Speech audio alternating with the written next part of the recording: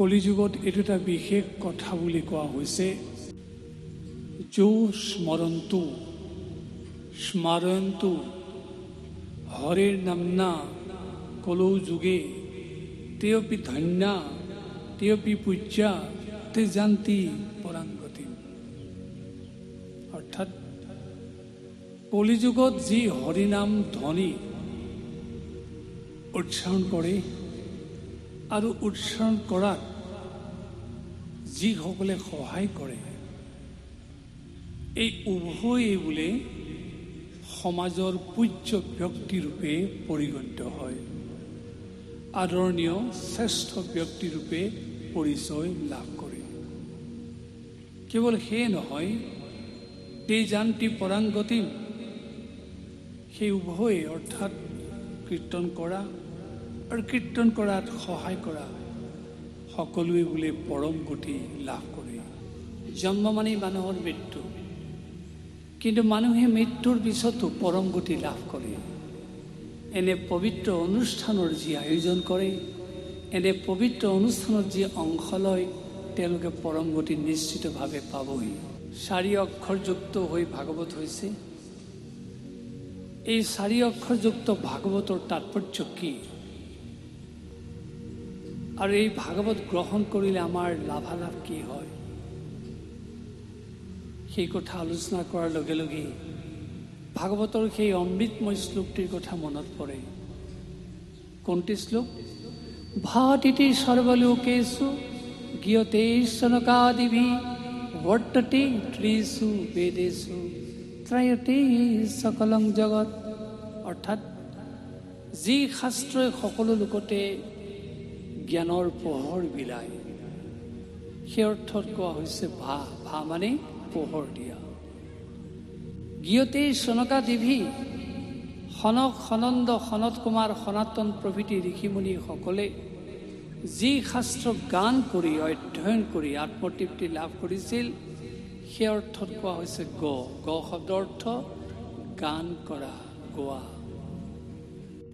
বৰ্ততে ত্ৰিষু বেদেষু, ঋগ যজু সাম, এই 3 বেদৰ তত্ত্ব যি শাস্ত্ৰত বৰ্তি আছে, নিহিত হৈ আছে, সন্নিৱিষ্ট হৈ আছে, সেই অৰ্থত কোৱা হৈছে ৱ।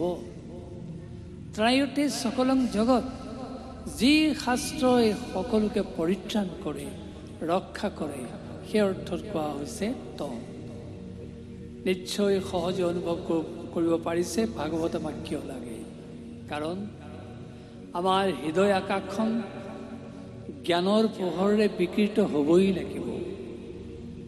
এই জ্ঞানৰ পোহৰেৰে যদি আলোকিত নহয়, আমি জীৱনৰ সঠিক সন্ধান লাভ কৰিব নোৱাৰিম। সেয়ে যি শাস্ত্ৰই আমাক পোহৰ দিয়ে, কেৱল পোহৰ দিয়ে, জ্ঞানৰ পোহৰ দিয়ে, সেই ভাগৱতৰ আমি আশ্ৰয় ল'বই লাগিব। আৰু আমি সকলোৱে জানো যে পৰম তত্ত্বৰ অনুসন্ধানত আমি সকলো ব্ৰতী, অৰ্থাৎ ভগৱন্তৰ আমি কৃপা বিচাৰোঁ, ভগৱন্তৰ সান্নিধ্য বিচাৰোঁ। যেতিয়া আমি ভাগৱতৰ আশ্ৰয় ল'ম, এই ভাগৱতে আমাৰ পৰম তত্ত্বৰ সন্ধান দিয়ে, আৰু এই ভাগৱতে আমাৰ পৰিত্ৰাণৰ ব্যৱস্থা কৰে।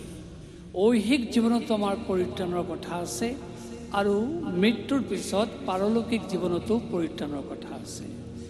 আমি ইহ সংসাৰত, ঐহিক লোকত আন্ধাৰৰ পৰা পোহৰ বিচাৰোঁ, অন্যায়ৰ পৰা ন্যায় বিচাৰোঁ, সংকীৰ্ণতাৰ পৰা উদাৰ চিন্তা বিচাৰোঁ। এই সকলোখিনি আমাক ভাগৱতে দিব পাৰে। ঠিক তেনেকৈ মৃত্যুৰ পিছতো পাৰলৌকিক জীৱনতো আমাক পৰিত্ৰাণ দিব পাৰে ভাগৱতে। সেয়ে আমি পুনৰ কৈছোঁ, ভাগৱত যদি আমি গ্ৰহণ কৰোঁ, ভাগৱতৰ আশ্ৰয় লওঁ, আমাৰ জীৱনটো পৰিশীলিত কৰাৰ লগতে জীৱনৰ লক্ষ্য আৰু উদ্দেশ্য আমি পৰিপূৰণ কৰিব পাৰোঁ, আৰু আমি জীৱনত বিচাৰি থকা শান্তি লাভ কৰিব পাৰোঁ। সেইকাৰণে ভাগৱত আমাৰ অবিচ্ছেদ্য জীৱনৰ অংগ। এই ভাগৱতৰ কথা প্ৰথমতে কেনেকৈ আলোচিত হৈছিল। ঋষিসকলে প্ৰথমতে ভাগৱতৰ কথাৰ অৱতাৰণা কৰিছিল। যিগৰাকী বক্তাক সন্মুখত লৈ ঋষিসকলে প্ৰশ্নৰ অৱতাৰণা কৰিছিল, তাৰ উত্তৰতে সৃষ্টি হৈছিল ভাগৱত। ঋষিসকলে সেই বক্তাজনক প্ৰথমতে এইটো প্ৰশ্ন কৰিছিল, কি কৰিলে জীৱৰ কল্যাণ সাধিত হয়। সেইজন বক্তাকে দ্বিতীয়টো প্ৰশ্ন কৰিছিল ঋষিসকলে এইদৰে, সৰ্বশাস্ত্ৰৰ সাৰতত্ব কি। ঋষিসকলে তৃতীয় প্ৰশ্নটো কৰিছিল, ভগৱান শ্ৰীকৃষ্ণই বসুদেৱ দৈৱকীৰ যোগেদি কিয় জন্মগ্ৰহণ কৰিলে। চতুৰ্থটো প্ৰশ্ন আছিল ঋষিসকলৰ, ভগৱান শ্ৰীকৃষ্ণই কি কি লীলা প্ৰকাশ কৰিলে। পঞ্চমটো প্ৰশ্ন আছিল, ভগৱান কৃষ্ণ অপ্ৰকট হৈ যোৱাৰ পিছত, নোহোৱা হৈ যোৱাৰ পিছত ধৰ্মই কাৰ আশ্ৰয় গ্ৰহণ কৰিলে। আৰু ভগৱান কৃষ্ণই কি কি অৱতাৰ গ্ৰহণ কৰিলে, সেই অৱতাৰত কি কৰ্ম সম্পাদন কৰিলে। এই ঋষিসকলৰ 6টা প্ৰশ্নৰ যেতিয়া বক্তাজনে উত্তৰ দিছিল, সেই উত্তৰে আছিল শ্ৰীমদ ভাগৱত শাস্ত্ৰ। সেই ভাগৱতৰ উত্তৰখিনি খুব চমুকৈ আপোনালোকৰ আগত আমি দাঙি ধৰিছোঁ। প্ৰথমটো প্ৰশ্ন আছিল, কি কৰিলে জীৱৰ কল্যাণ সাধিত হয়। যি কথা ভাগৱতত লিখা হৈছে তাৰ চমু উত্তৰ হ'ল, প্ৰকৃত ধৰ্মৰ আশ্ৰয় গ্ৰহণ কৰিলে জীৱৰ কল্যাণ সাধিত হ'ব পাৰে। ধৰ্মৰ দুটা ভাগ আছে, এটা প্ৰবৃত্তি মাৰ্গ, এটা নিবৃত্তি মাৰ্গ। তাৰমানে এটা সোমোৱা পথ, এটা ওলোৱা পথ। এই দুটাৰ আশ্ৰয়ত যেতিয়া মানুহে প্ৰকৃত ধৰ্ম গ্ৰহণ কৰিব, তেতিয়াই মানুহে কল্যাণ লাভ কৰিব, তেতিয়াই জীৱৰ কল্যাণ সাধিত হ'ব। দ্বিতীয়টো প্ৰশ্ন আছিল, সৰ্বশাস্ত্ৰৰ সাৰতত্ব কি। উত্তৰ দিয়া হৈছে ভাগৱতত। সংক্ষেপতে আমি কৈছোঁ, সৰ্বশাস্ত্ৰৰ অবিসম্বাদী এটাই সিদ্ধান্ত, সৰ্বশাস্ত্ৰৰ সাৰতত্ব হ'ল ভক্তিতত্ত্ব। যি শাস্ত্ৰ য'তেই ৰচনা কৰা হৈছে, তাৰেই মূল সিদ্ধান্ত হৈছে ভক্তি। তৃতীয়টো প্ৰশ্ন আছিল, ভগৱান শ্ৰীকৃষ্ণই বসুদেৱ দৈৱকীৰ যোগেদি কিয় জন্মগ্ৰহণ কৰিব লগা হ'ল। ভাগৱতৰ 10ম স্কন্ধত সুন্দৰকৈ সেই কথা কোৱা হৈছে। চমু উত্তৰ দিছোঁ আমি, ভগৱান শ্ৰীকৃষ্ণই জীৱৰ কল্যাণৰ কাৰণে বসুদেৱ আৰু দৈৱকীৰ যোগেদি জন্মগ্ৰহণ কৰিছিলে। চতুৰ্থটো প্ৰশ্ন আছিল, ভগৱান কৃষ্ণই কি কি লীলা প্ৰকাশ কৰিলে। ভাগৱতত আছে, মূলতঃ ভগৱান কৃষ্ণই 4টা লীলা প্ৰকাশ কৰিলে, বৃন্দাবন লীলা, মথুৰা লীলা, দ্বাৰকা লীলা, কুৰুক্ষেত্ৰ লীলা। পঞ্চমটো প্ৰশ্ন আছিল, ভগৱান শ্ৰীকৃষ্ণই কি কি অৱতাৰ গ্ৰহণ কৰিলে আৰু সেই অৱতাৰত কি কাৰ্য সাধন কৰিলে। ভগৱান শ্ৰীকৃষ্ণই মূলতঃ 64টা অৱতাৰ গ্ৰহণ কৰিছে। তাৰ ভিতৰত 24 অৱতাৰৰ প্ৰাধান্যৰ কথা প্ৰকাশ কৰি আমাৰ মহাপুৰুষ শ্ৰীমন্ত শংকৰদেৱ গুৰুজনাই কীৰ্তনৰ 24 অধ্যায়ত এই কথা সুন্দৰকৈ প্ৰকাশ কৰিছে। এই অৱতাৰসমূহৰ মূল কাৰণ হৈছে দুষ্টক দমন, সন্তক পালন। আৰু এই অৱতাৰসমূহৰ যোগেদি জীৱৰ সভ্যতা আৰু সংস্কৃতিৰ বিকাশ ঘটোৱা হৈছে। ষষ্ঠ তথা অন্তিম প্ৰশ্নটো আছিল, ভগৱান কৃষ্ণ নোহোৱা হৈ যোৱাৰ পিছত ধৰ্মই কাৰ আশ্ৰয় গ্ৰহণ কৰিলে।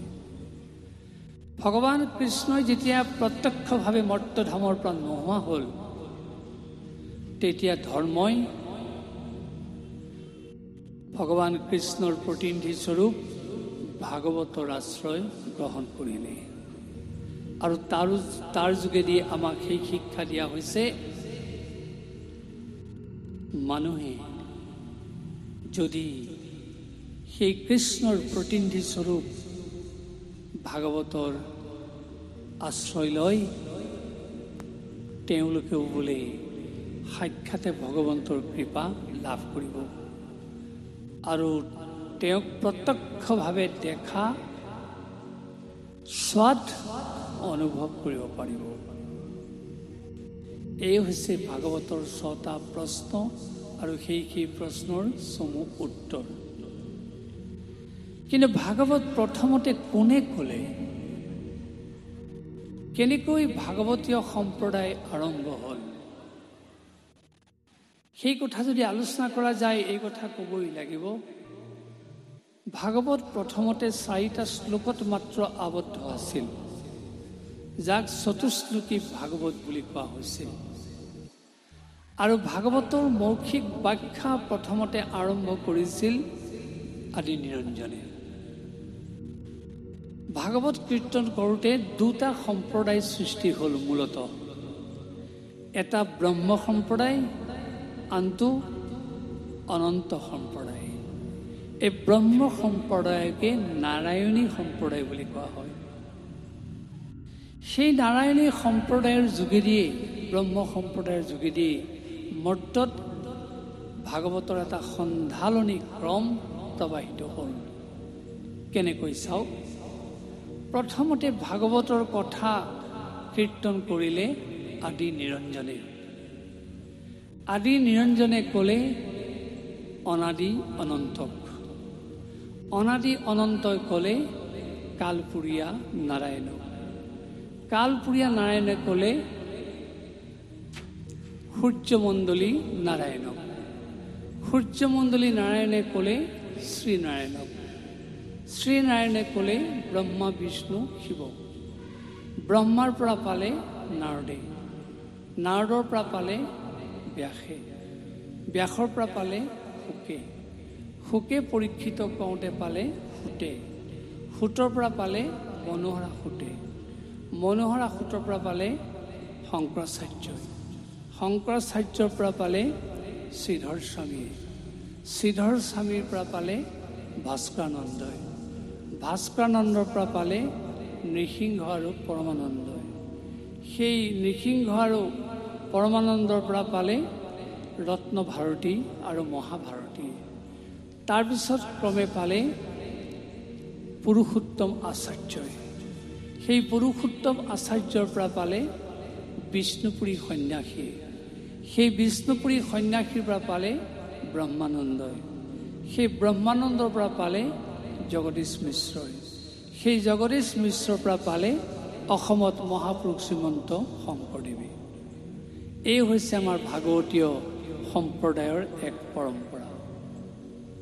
এই মৌখিক পৰম্পৰাৰ পিছত বহুদিনৰ পিছত ভাগৱতৰ লিখিত ৰূপ দিয়া হ'ল।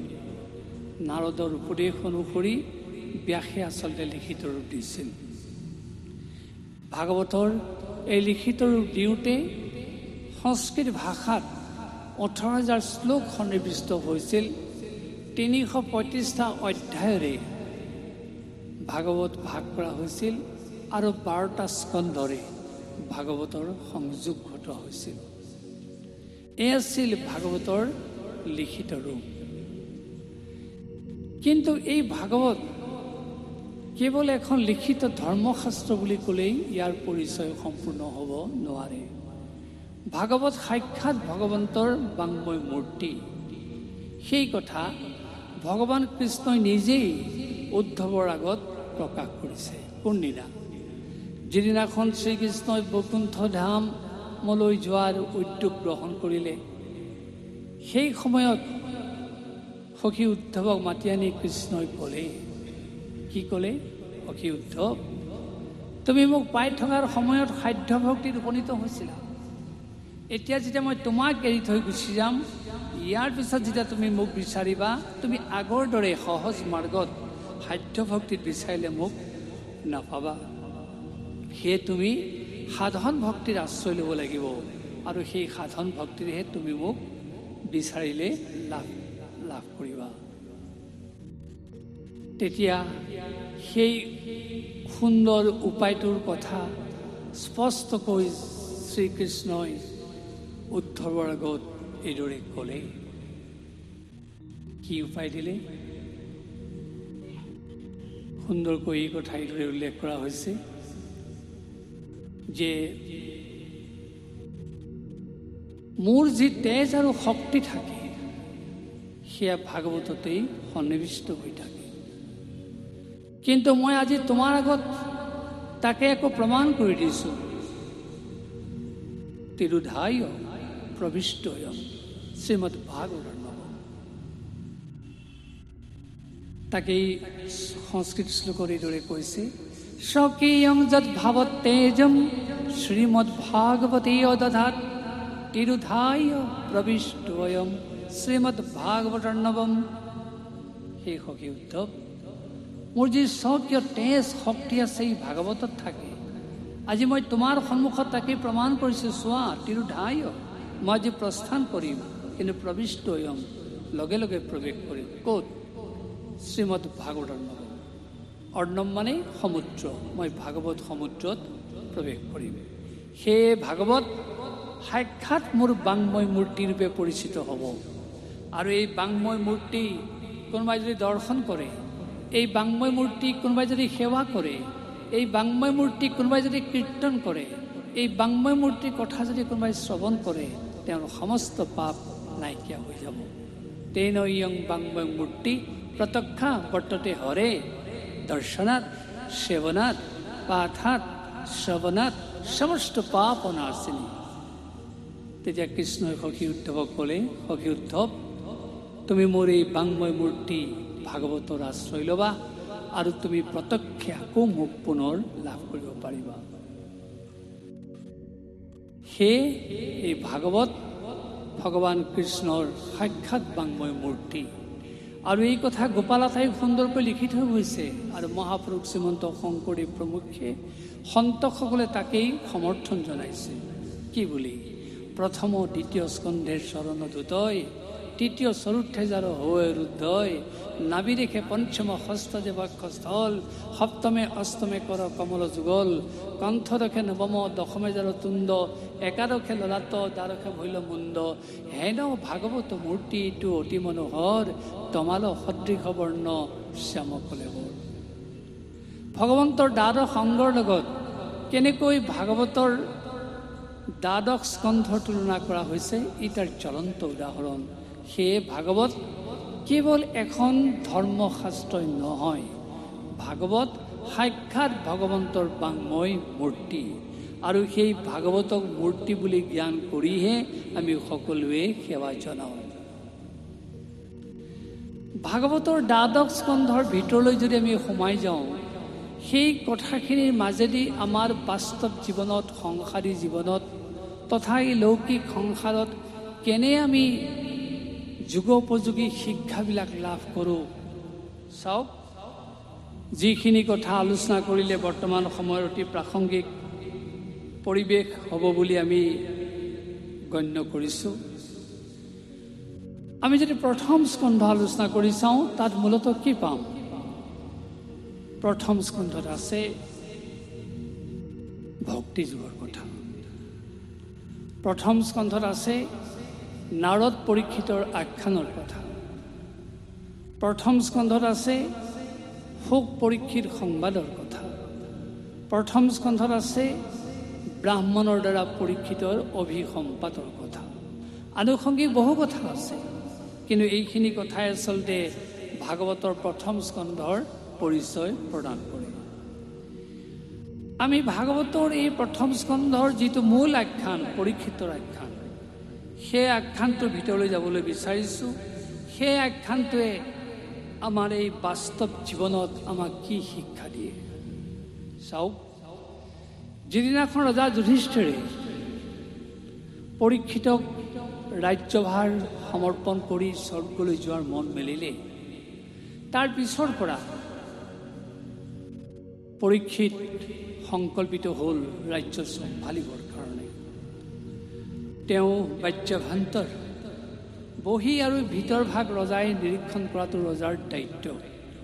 সেইকাৰণে ৰজাই প্ৰথমতে ভিতৰ ভাগ চাই এদিন বাহিৰলৈ যোৱাৰ মন মেলিলে। তেওঁ অমাত্যবৰ্গ কৈ যেতিয়া বাহিৰলৈ ওলাই গ'ল, তেওঁ গৈ এটা অদ্ভুত দৃশ্য দেখিলে। কি দেখিলে? এজন মানুহে উধাই মুধাই এটা ষাঁড় গৰুক প্ৰহাৰ কৰি আছে। পৰীক্ষিতৰ কৌতূহল জাগিলে, ওচৰলৈ গ'ল। গৈ দেখিলে অকল প্ৰহাৰ কৰাই নহয়, প্ৰহাৰ কৰোঁতে কৰোঁতে ষাঁড় গৰুটোৰ 4টা খুৰাৰ 3টা খুৰা ভাঙি পেলোৱা হ'ল। আৰু সেই বিকলাংগ অৱস্থা দেখি কাষতে থকা গাইজনীয়ে কান্দি কাটি ব্যাকুল হ'ল। তেতিয়া পৰীক্ষিতৰ আৰু কৌতূহল জাগিলে, আৰু আগুৱাই গ'ল। তেওঁ সাধনাৰে গম পালে পৰীক্ষিতে যে সেয়া সাধাৰণ ষাঁড় গৰু নহয়, সেয়া হৈছে ধৰ্ম। আৰু যে দুষ্ট মানুহজনে প্ৰহাৰ কৰোঁতে কৰোঁতে 3টা খুৰা ভাঙি পেলালে, সেইকেইটা কি? তাৰমানে ধৰ্মৰ 4টা পাত থাকে, সত্য, শৌচ, তপ, দয়া। তাৰে শৌচ, তপ, দয়া এই 3টা ভাঙিলে। কেৱল সত্যত ধৰ্মৰ সেইখিনি সময়ত বৰ্তি আছে।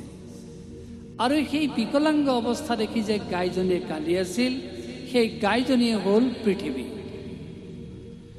তেতিয়া পুনৰ পৰীক্ষিতে সাধনাৰে ধৰ্মৰ 4টা পাত অৰ্থাৎ 4টা খুৰা সংযোগ কৰি দিলে। ক'লে, তোমালোকে আৰু মই থকা অৱস্থাত এনেকুৱা বিকলাংগ ৰূপ পাব নালাগে, তোমালোক স্বস্থানলৈ গুচি যোৱা। ধৰ্মৰ পৃথিৱীক এইদৰে সান্তনা দি পৰীক্ষিতে তেওঁলোকক বিদায় দি পৰীক্ষিত গুচি আহিল আৰু লগে লগে সেই দুষ্ট মানুহজনৰ অনুসন্ধান কৰিলে। গৈ গৈ দেখা পালে সেই দুষ্ট মানুহজনৰ কাষ চাপি পৰীক্ষিতে ক'লে, কোন তুমি? কিয় তুমি মোৰ ধৰ্মৰ ৰাজ্যত অধৰ্মৰ পতাকা ওলাবলৈ আহিছা? দুষ্ট মানুহজনে গম পালে সখা গৰা ধৰা অধিপতি ৰজা পৰীক্ষিত। তেওঁ ভীতগ্ৰস্ত হৈ লগে লগে দুষ্ট মানুহজনে উত্তৰ দিলে, মহাৰাজ, মই কলি। তেতিয়া পৰীক্ষিতে কঁকালৰ পৰা তৰোৱাল উলিয়াই কলিক বধ কৰিবলৈ উদ্যত হ'ল। পৰীক্ষিতে ক'লে, বেছ কলি, তুমি যদি সঁচাকৈ কলি, মই তোমাক এধান মানি সময়ো মোৰ ৰাজ্যত থাকিবলৈ নিদিওঁ, তোমাক মই প্ৰাণে মাৰিম। কঁকালৰ পৰা তৰোৱাল উলিয়াই সঁচাকৈ কলিক বধ কৰিবৰ কাৰণে পৰীক্ষিত উদ্যত হ'ল। তেতিয়া কলিয়ে কান্দি কাটি অনুনয় বিনয় কৰি পৰীক্ষিতক ক'লে, মহাৰাজ, আপুনি শৰণাগত পালক, আপোনাৰ ওচৰত যি শৰণ লয়, আশ্ৰয় লয়, আপুনি তেওঁলোকক ৰক্ষা কৰে। মই আজি আপোনাৰ আশ্ৰয় প্ৰাৰ্থী, মই আজি আপোনাৰ শৰণ লৈছোঁ, আপুনি মোক প্ৰাণে নামাৰিব। যদি আপুনি মোক প্ৰাণে মাৰে, আপোনাৰ শৰণাগত পালক এই খ্যাতি নোহোৱা হৈ যাব। তেতিয়া পৰীক্ষিতে অকণমান সময় ভাবিলে আৰু তেওঁৰ মনত পৰিলে যে আচলতে কলিৰ স্বভাৱ চৰিত্ৰৰ কাৰণে কলিক মই বধ কৰিবই লাগে। কিন্তু তেওঁৰ সেই বিশেষ কথাটো মনত পৰিলে। সেই বিশেষ কথাটো কি আছিল? যে কলি যুগত মানুহে ভাল কাম কিবা কাৰণত কৰিব নোৱাৰিব পাৰে। ভাল কাম কৰিম বুলিও যদি কোনোবাই সংকল্পবদ্ধ হয়, সেইজনেও বোলে মুক্তি লাভ কৰিব পাৰে। তেতিয়া পৰীক্ষিতে ভাবিলে, মই যদি কলিক বধ কৰোঁ, কলি যুগৰ মানুহৰ এইকণ উপায়ো নোহোৱা হৈ যাব। সেইকাৰণে কলি যুগৰ মানুহৰ প্ৰতি দয়াপৰৱশ হৈ পৰীক্ষিতে কলিক বধ কৰাৰ পৰা নিৰস্ত হ'ল, ক্ষান্ত হ'ল। তৰোৱালখন কঁকালত সোমোৱাই থলে। তেতিয়া কিন্তু পুনৰ পৰীক্ষিতে কলিক ক'লে, বেছ কলি, তোমাৰ অনুৰোধ ৰক্ষা কৰিলোঁ, তোমাক মই প্ৰাণে নামাৰোঁ, কিন্তু তুমি এই মুহূৰ্ততে মোৰ ৰাজ্যৰ পৰা ওলাই যোৱা। তেতিয়া কলিয়ে আকৌ অনুনয় বিনয় কৰি পৰীক্ষিতক ক'লে, মহাৰাজ, আপুনি সখা গৰা ধৰা অধিপতি, আপুনি মোক খেদি দিছে সঁচা, মই কলৈ যাম? আপুনি মোক ক'ৰবাত স্থান দিয়ক। তেতিয়া পৰীক্ষিতে ভাবিলে, মই যদি ইয়াক মোৰ ৰাজ্যত স্থান দিওঁ, ই তাৰ স্বভাৱেৰে মোৰ গোটেইখন প্লাবিত কৰি পেলাব। সেয়ে তেওঁ সন্মত হোৱা নাই তেওঁক স্থান দিয়াৰ কাৰণে, কিন্তু কলিয়ে বাৰে বাৰে তেওঁক খাটনি ধৰিছে। তেতিয়া পৰীক্ষিতে ক'লে, বেছ কলি, তুমি মোক ইমান অনুনয় বিনয় কৰিলা, মই তোমাক বাৰু থাকিবলৈ ঠাই দিম, কিন্তু দিমহে দিম, মোৰ পোনপটীয়া স্থানত তুমি থাকিব নোৱাৰিবা। যিটো বেকাকৈ গৈছে, অবাতে গৈছে, তুমি সেই স্থানত থাকিব লাগিব। তেতিয়া কলিয়ে মানি ল'লে, হ'ব মহাৰাজ, আপুনি মোক যি স্থানেই দিয়ে তাতেই মই পৰিতৃপ্তিৰে বাস কৰিম। তেতিয়া পৰীক্ষিতে কলিক সম্বোধন কৰি ক'লে, বেছ কলি, তেতিয়াহ'লে মই তোমাৰ স্থানবিলাক নিৰ্ণয় কৰি দিছোঁ, তুমি শুনা। প্ৰথমতে তোমাক মই সেইখন স্থান দিছোঁ যিখন স্থানত সদায় মদ্যপান হৈ থাকে, যিখন স্থানত মানুহে মদ্যপানকে জীৱনৰ নিজস্ব সামগ্ৰী বুলি, সৰ্বস্ব সামগ্ৰী বুলি গণ্য কৰে, তুমি তাত বাস কৰিবা।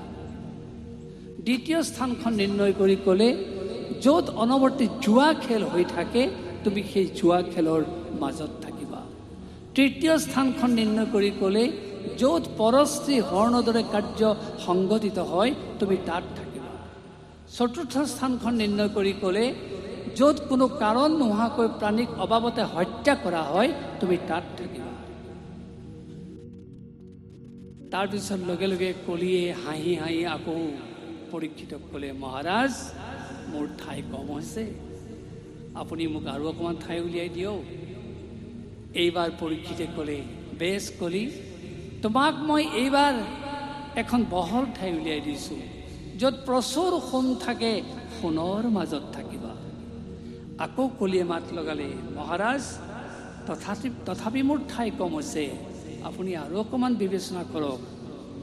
এইবাৰ পৰীক্ষিতে ক'লে, বেছ কলি, এইবাৰ তোমাক মই এবাৰ এখন সংকীৰ্ণ ঠাই উলিয়াই দিছোঁ, সেইখন হৈছে দুঘৰৰ মাটিৰ সীমাৰ মাজত থাকিবা।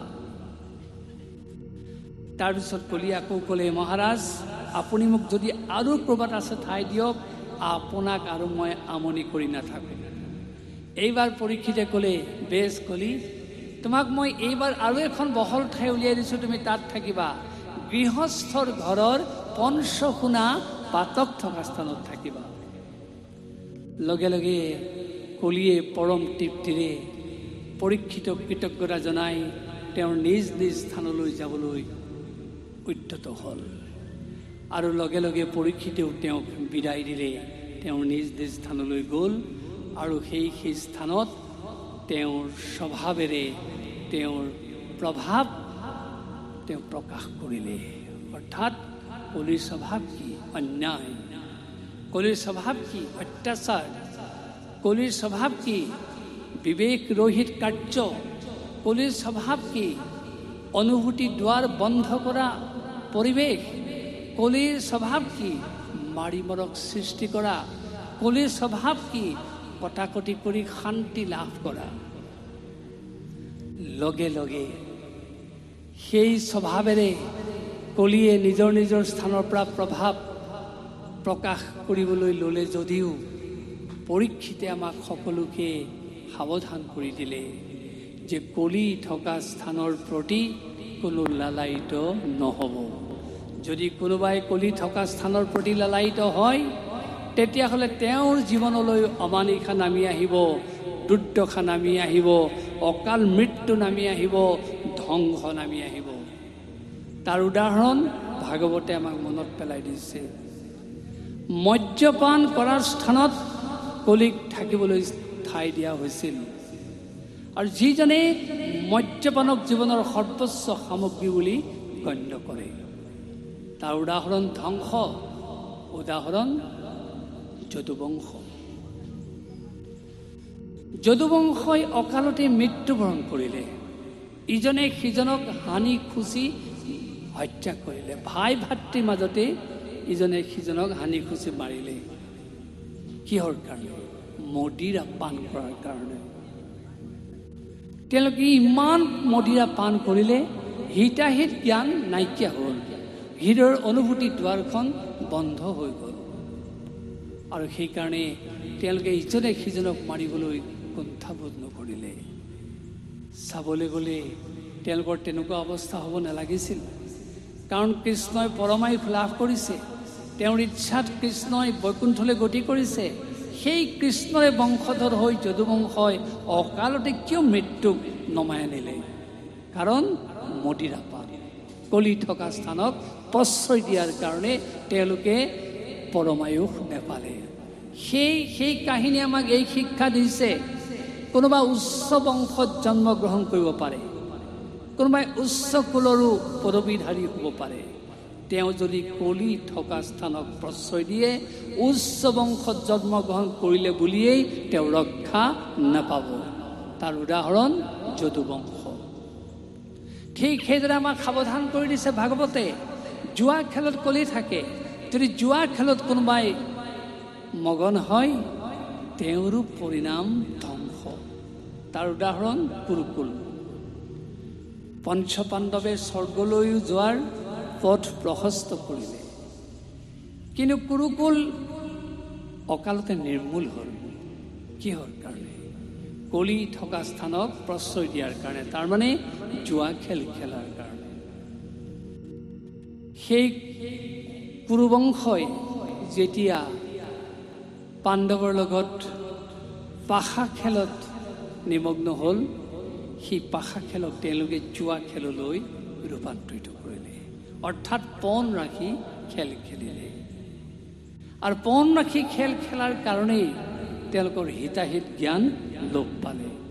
অনুভূতিৰ দুৱাৰখন বন্ধ হৈ গ'ল। নহ'লেনো ৰজস্বলা একবস্ত্ৰা এগৰাকী নাৰীক গুৰু সমন্বিতে বহি থকা সমাজখনলৈ তেওঁলোকে টানি আনিব লাগে নে নালাগে, এইকণ বিচাৰো তেওঁলোকৰ নোহোৱা হ'লহেঁতেন নে? নোহোৱা হ'ল। কিহৰ কাৰণে? এই পণ ৰাখি খেল খেলাৰ কাৰণে, কলিৰ স্থানক প্ৰশ্ৰয় দিয়াৰ কাৰণে। সেইকাৰণে বিবেকৰ দুৱাৰ, হৃদয়ৰ দুৱাৰ বন্ধ হৈ গ'ল। আৰু তাৰ পৰিণতিত কি হ'ল? কুৰুকুল অকালতে নিৰ্মূল হ'ল।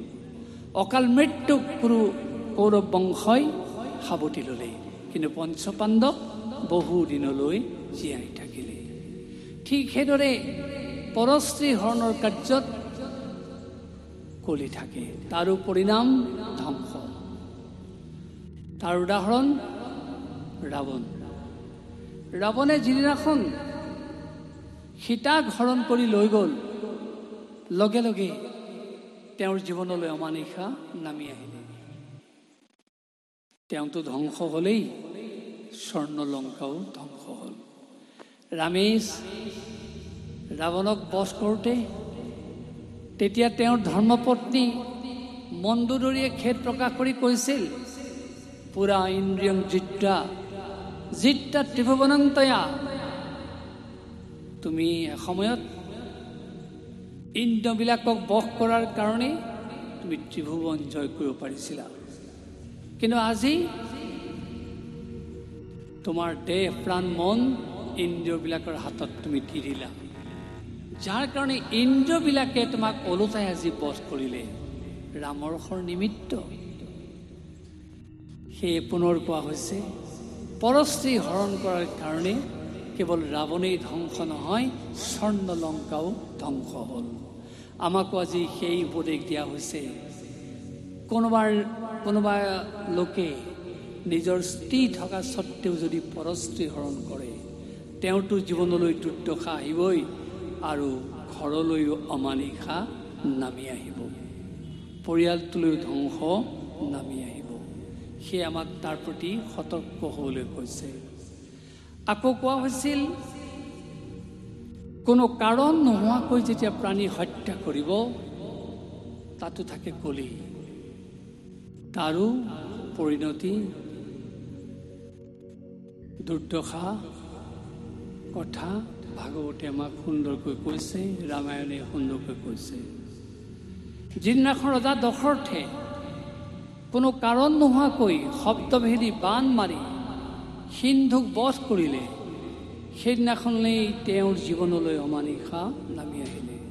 শব্দভেদী বাণ মানে আজিলৈকে আজি যিটো কোৱা হয় মিছাইল, ক্ষেপণাস্ত্ৰ।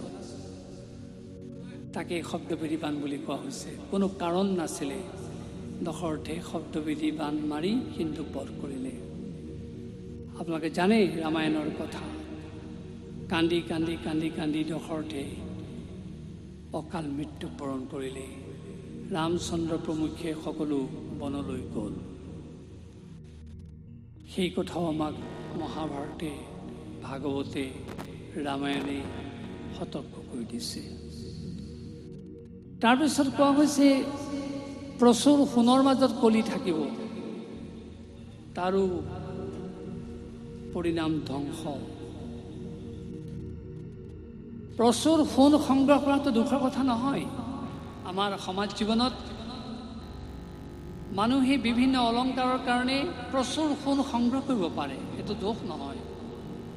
দোষ হ'ব তেতিয়া প্ৰচুৰ সোণ সংগ্ৰহ কৰিছে, কিন্তু তেওঁ সেই সোণ ভগৱন্তৰ চৰণত অৰ্পণ কৰা নাই।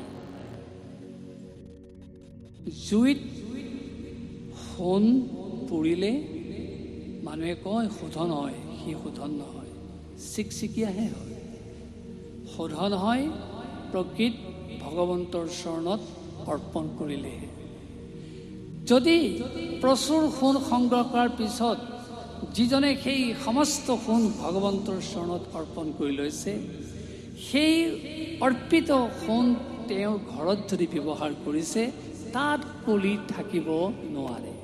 কিন্তু যিজনে ভগৱন্তক পিঠি দি কেৱল ময়ে সোণ সংগ্ৰহ কৰিছোঁ, ময়ে ইয়াৰ কৰ্তা, মোৰেইবোৰ সমস্ত সম্পদ, এনে ভাবি যি নিজৰ আত্মচৰিতাৰ্থ পূৰণৰ কাৰণে সোণ ব্যৱহাৰ কৰে, তাত কলিয়ে আহি বৰ পীড়া পাৰি বহিব।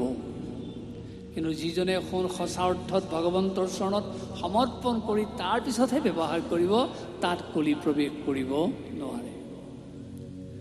তাৰপিছত দুঘৰৰ মাটিৰ সীমাৰ মাজত কলি থাকে, তাৰ কথাও সুন্দৰকৈ বিভিন্ন কাহিনী আমাক কৈছে।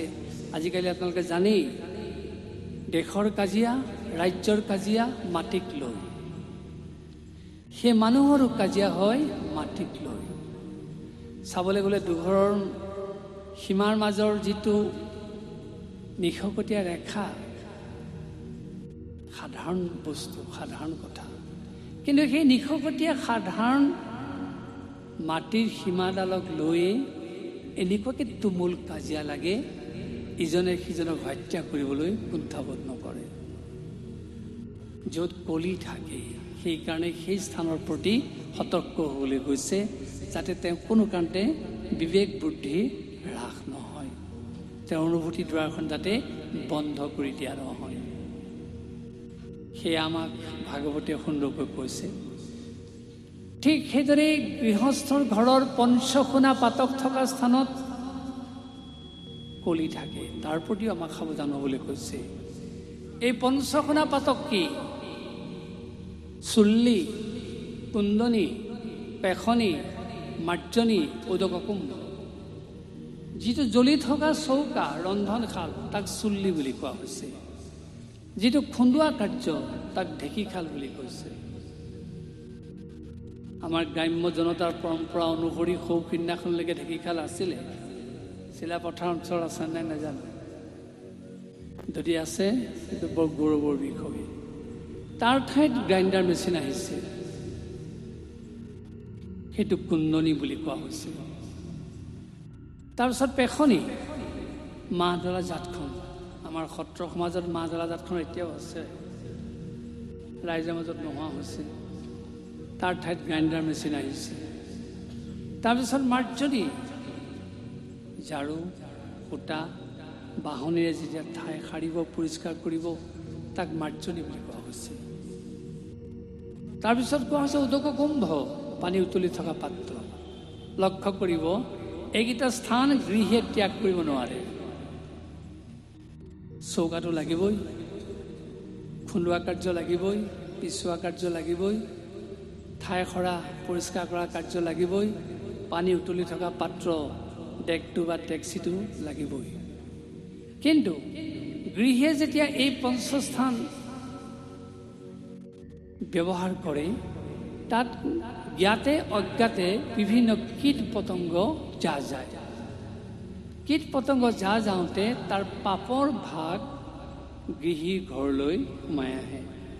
সেইকাৰণে গৃহীৰ ঘৰত এইটো পঞ্চসোণা পাতক বুলি চিহ্নিত কৰা হৈছে।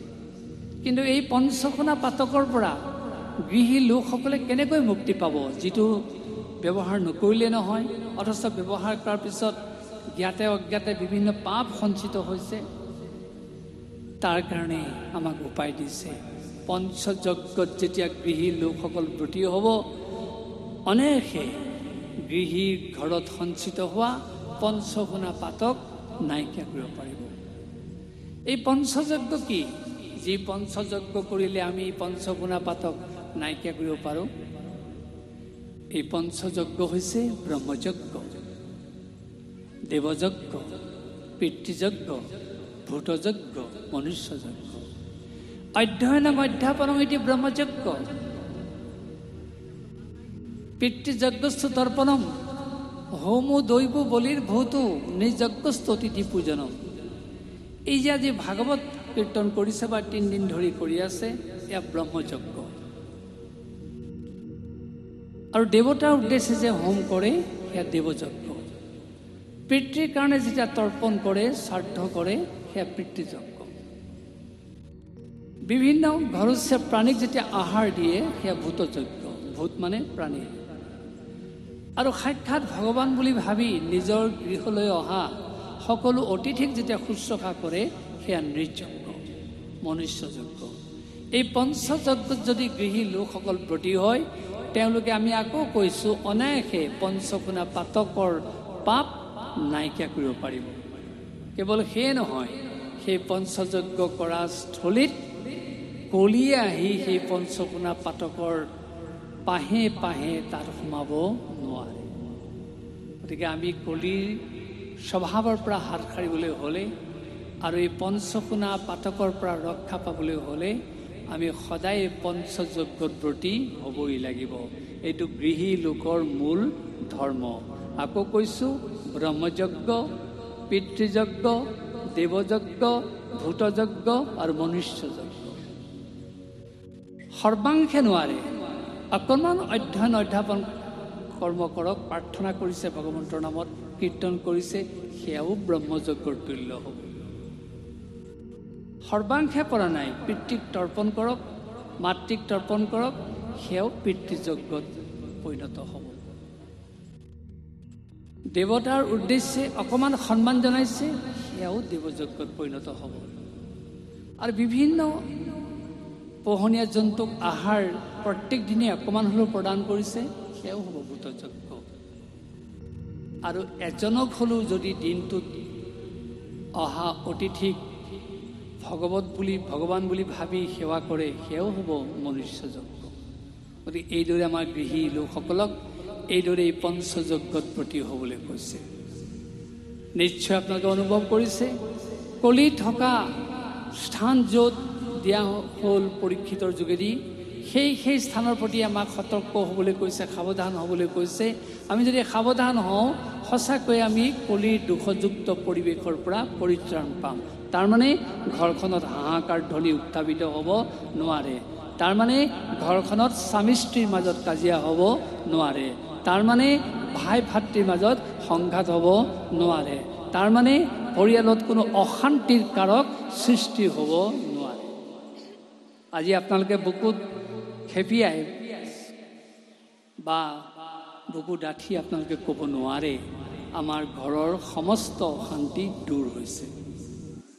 তাৰমানে কলি থকা স্থানৰ ক'ৰবাত প্ৰভাৱ পৰিছে, যাৰ কাৰণে এই অশান্তি ভোগ কৰিব লগা হৈছে। ভাগৱতৰ কথা কেতিয়াও মিছা নহয়।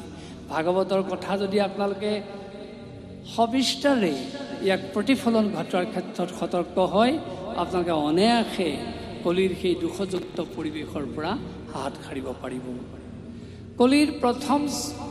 কলিৰ যুগৰ এই কথা, কলিৰ চৰিত্ৰৰ কথা প্ৰথম স্কন্ধই আমাক এইদৰে সবিস্তাৰে প্ৰকাশ কৰিছে। সেয়ে প্ৰথম স্কন্ধৰ পৰীক্ষিতৰ কাহিনীটো, কলি সংযুক্ত কাহিনীটো আমাৰ বাস্তৱ জীৱনৰ কাৰণে অতি এটা প্ৰাসংগিক কাহিনী।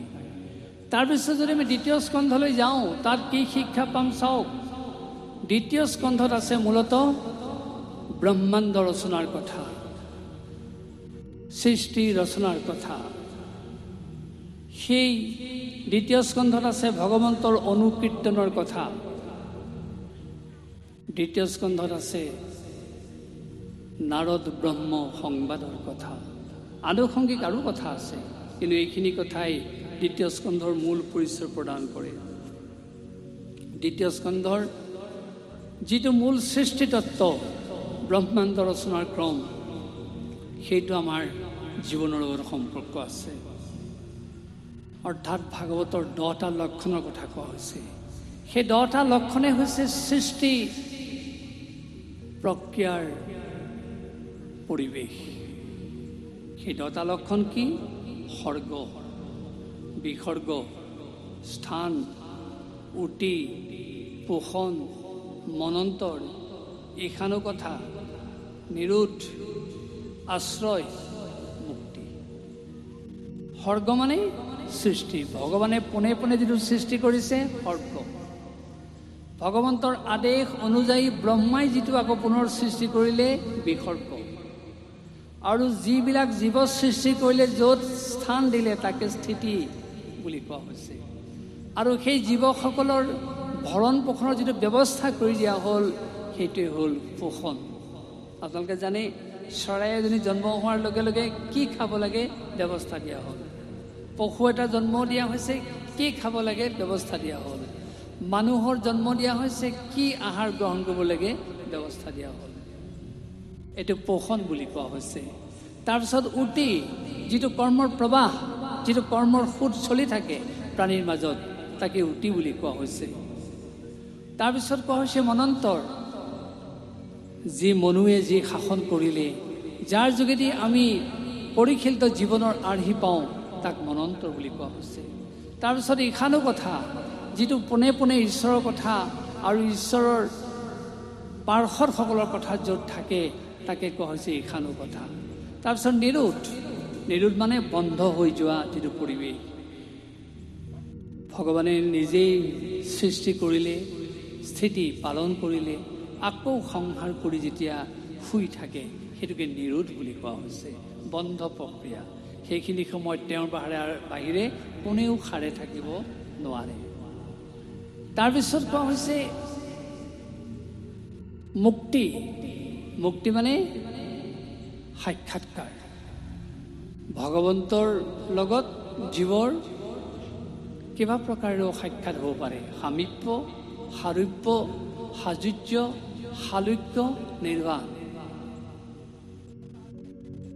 এই যেতিয়া কোনো জীৱই ভগৱন্তৰ কোনো এক প্ৰকাৰৰ মুক্তি লাভ কৰিব, তাকেই কোৱা হৈছে মুক্তি। তাকেই কোৱা হৈছে ভগৱন্তৰ সৈতে হোৱা প্ৰত্যক্ষ সাক্ষাৎকাৰ, লাভ। তাৰপিছত কোৱা হৈছে আশ্ৰয়, যে সকলো জীৱ ব্ৰহ্মৰ পৰা আহিছে আৰু ব্ৰহ্মত লীন হ'ব, তাকেই আশ্ৰয় বুলি কোৱা হৈছে। আপোনালোকে জানেই, সমুদ্ৰত উঠলি উঠা পানীখিনিক আমি ঢৌ বুলি কওঁ, কিন্তু যেতিয়া ঢৌখিনি তাত মাৰ যায়, আমি আকৌ ঢৌ বুলি নকওঁ। সেই সমুদ্ৰত লীন হ'লে আমি তাক সমুদ্ৰ বুলি কওঁ। ঠিক সেইদৰে সেই ব্ৰহ্ম সমুদ্ৰৰ পৰা আমাৰ জীৱ জগতৰ সৃষ্টি।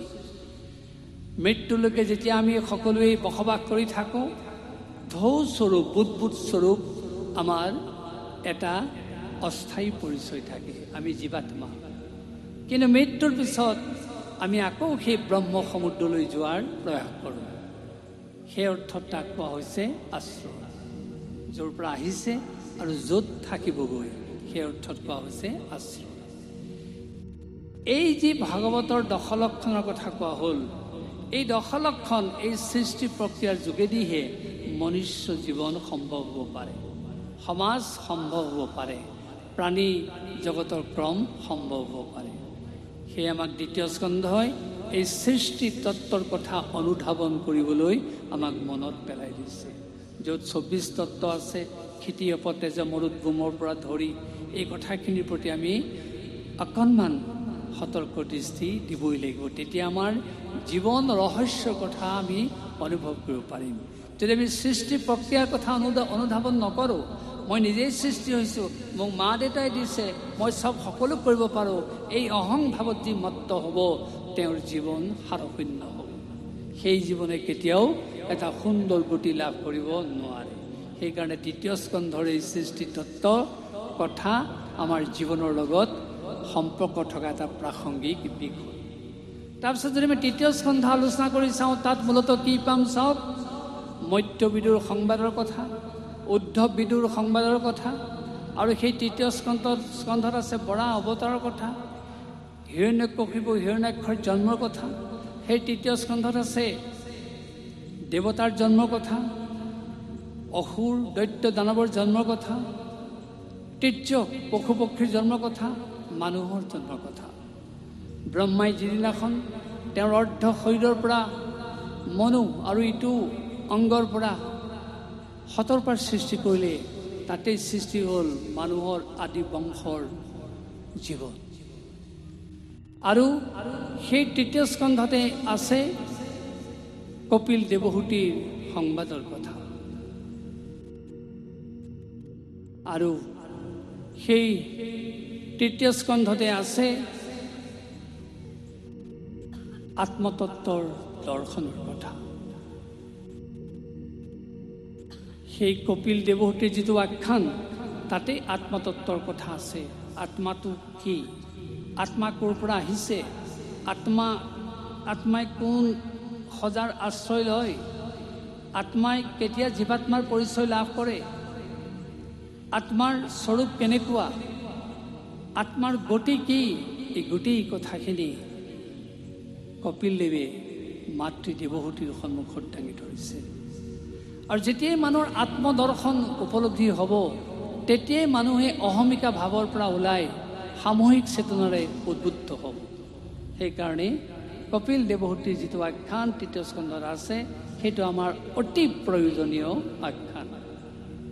তাৰপিছত যদি আমি চতুৰ্থ স্কন্ধ আলোচনা কৰি চাওঁ, তাত মূলতঃ কি আছে চাওক, চতুৰ্থ স্কন্ধত আছে দক্ষ যজ্ঞৰ কাহিনী। চতুৰ্থ স্কন্ধত আছে ধ্ৰুৱ চৰিত্ৰৰ কাহিনী। চতুৰ্থ স্কন্ধত আছে বেন ৰজাৰ কাহিনী। চতুৰ্থ স্কন্ধত আছে পৃথুৰ উপাখ্যান। আৰু সেই চতুৰ্থ স্কন্ধত আছে পুৰঞ্জনৰ আখ্যান।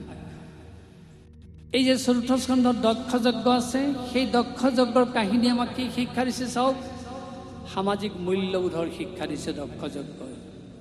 আপোনালোকে সকলোৱে দক্ষ যজ্ঞৰ কাহিনী জানে। সতীয়ে যেতিয়া দেহত্যাগ কৰিছে কিহৰ কাৰণে? সামাজিক মূল্যবোধ ৰক্ষা কৰিবৰ কাৰণে। কাৰণ নিজৰ ধৰ্মপত্নীৰ সন্মুখত স্বামী মহাগুৰু, সেই মহাগুৰুক যদি কোনোবাই ভৰ্ৎসনা কৰে, তাতোতকৈ আৰু ধৰ্মপত্নী গৰাকীৰ কাৰণে দুখ থাকিব নোৱাৰে, অপৰাধ থাকিব নোৱাৰে। সেইকাৰণে সেই সতীৰ সন্মুখত তেওঁৰ স্বামী শিৱৰ যেতিয়া নিন্দা কৰিলে দক্ষই, তাৰ প্ৰতিবাদ কল্পে তেওঁ অন্য উপায় নাপায় যোগমুদ্ৰাৰে সতীয়ে দেহত্যাগ কৰি সেই প্ৰতিবাদ সাব্যস্ত কৰিলে। অৰ্থাৎ আমাৰ সমাজত মূল্যবোধ আছে, জ্যেষ্ঠজনক সন্মান জনোৱা, গুৰুক ভক্তি কৰা, স্বামীক মহাগুৰু বুলি ভাবা। এই কথাবিলাকৰ যদি আমাৰ গুৰুত্ব নাথাকে, তেতিয়াহ'লে সমাজখন অস্থিৰ হৈ যাব। কাৰণ সামাজিক মূল্যবোধেৰেহে এখন সমাজ শৃংখলিত হৈ থাকিব পাৰে।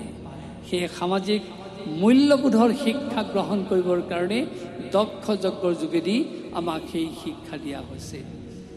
আৰু তাতে আছে বেন ৰজাৰ কাহিনী। আপোনালোকে জানে বেন কেনেকৈ কিমান অত্যাচাৰী হ'ল। পৃথুৰ কাহিনী জানে, সেই বেনৰ পৰাই পৃথুৰ সৃষ্টি হ'ল। তেওঁৰ বাহু মন্থন কৰি কৰি শিৱলে সৃষ্টি কৰিলে। সেই পৃথু কিন্তু ঈশ্বৰৰ সন্তান ৰূপে পৰিগণিত হ'ল। দুটা চৰিত্ৰৰ দুটা কথা তাত সুন্দৰকৈ উল্লেখ কৰিছে। আৰু সেইটো স্কন্ধতে আছে পুৰঞ্জনৰ আখ্যান। আপুনি আমি সকলোৱেই পুৰঞ্জন। আমাৰ দেহত 9খন দুৱাৰ আছে। এই 9খন দুৱাৰৰ যি ৰখীয়া জীৱাত্মা, তেওঁকেই পুৰঞ্জন বুলি কোৱা হৈছে। পুৰঞ্জনৰ কোনবিলাক মন্ত্ৰী, সেনাপতি, সৈন্য ভাগৱতৰ সুন্দৰকৈ উল্লেখ কৰিছে। আপুনি যেতিয়া সৎ মন্ত্ৰীৰ আশ্ৰয় ল'ব, সৎ বন্ধুৰ আশ্ৰয় ল'ব, আপুনি সুৰক্ষিত হ'ব। যেতিয়া আপুনি অসৎ বন্ধুৰ আশ্ৰয় ল'ব, আপুনি সুৰক্ষিত হ'ব নোৱাৰে। সেয়ে আমাক পুৰঞ্জনৰ আখ্যানৰ যোগেদি সেই শিক্ষা প্ৰদান কৰিছে। তাৰপিছত যদি আমি পঞ্চম স্কন্ধ আলোচনা কৰি চাওঁ, তাত মূলতঃ কি পাম চাওক। পঞ্চম স্কন্ধত আছে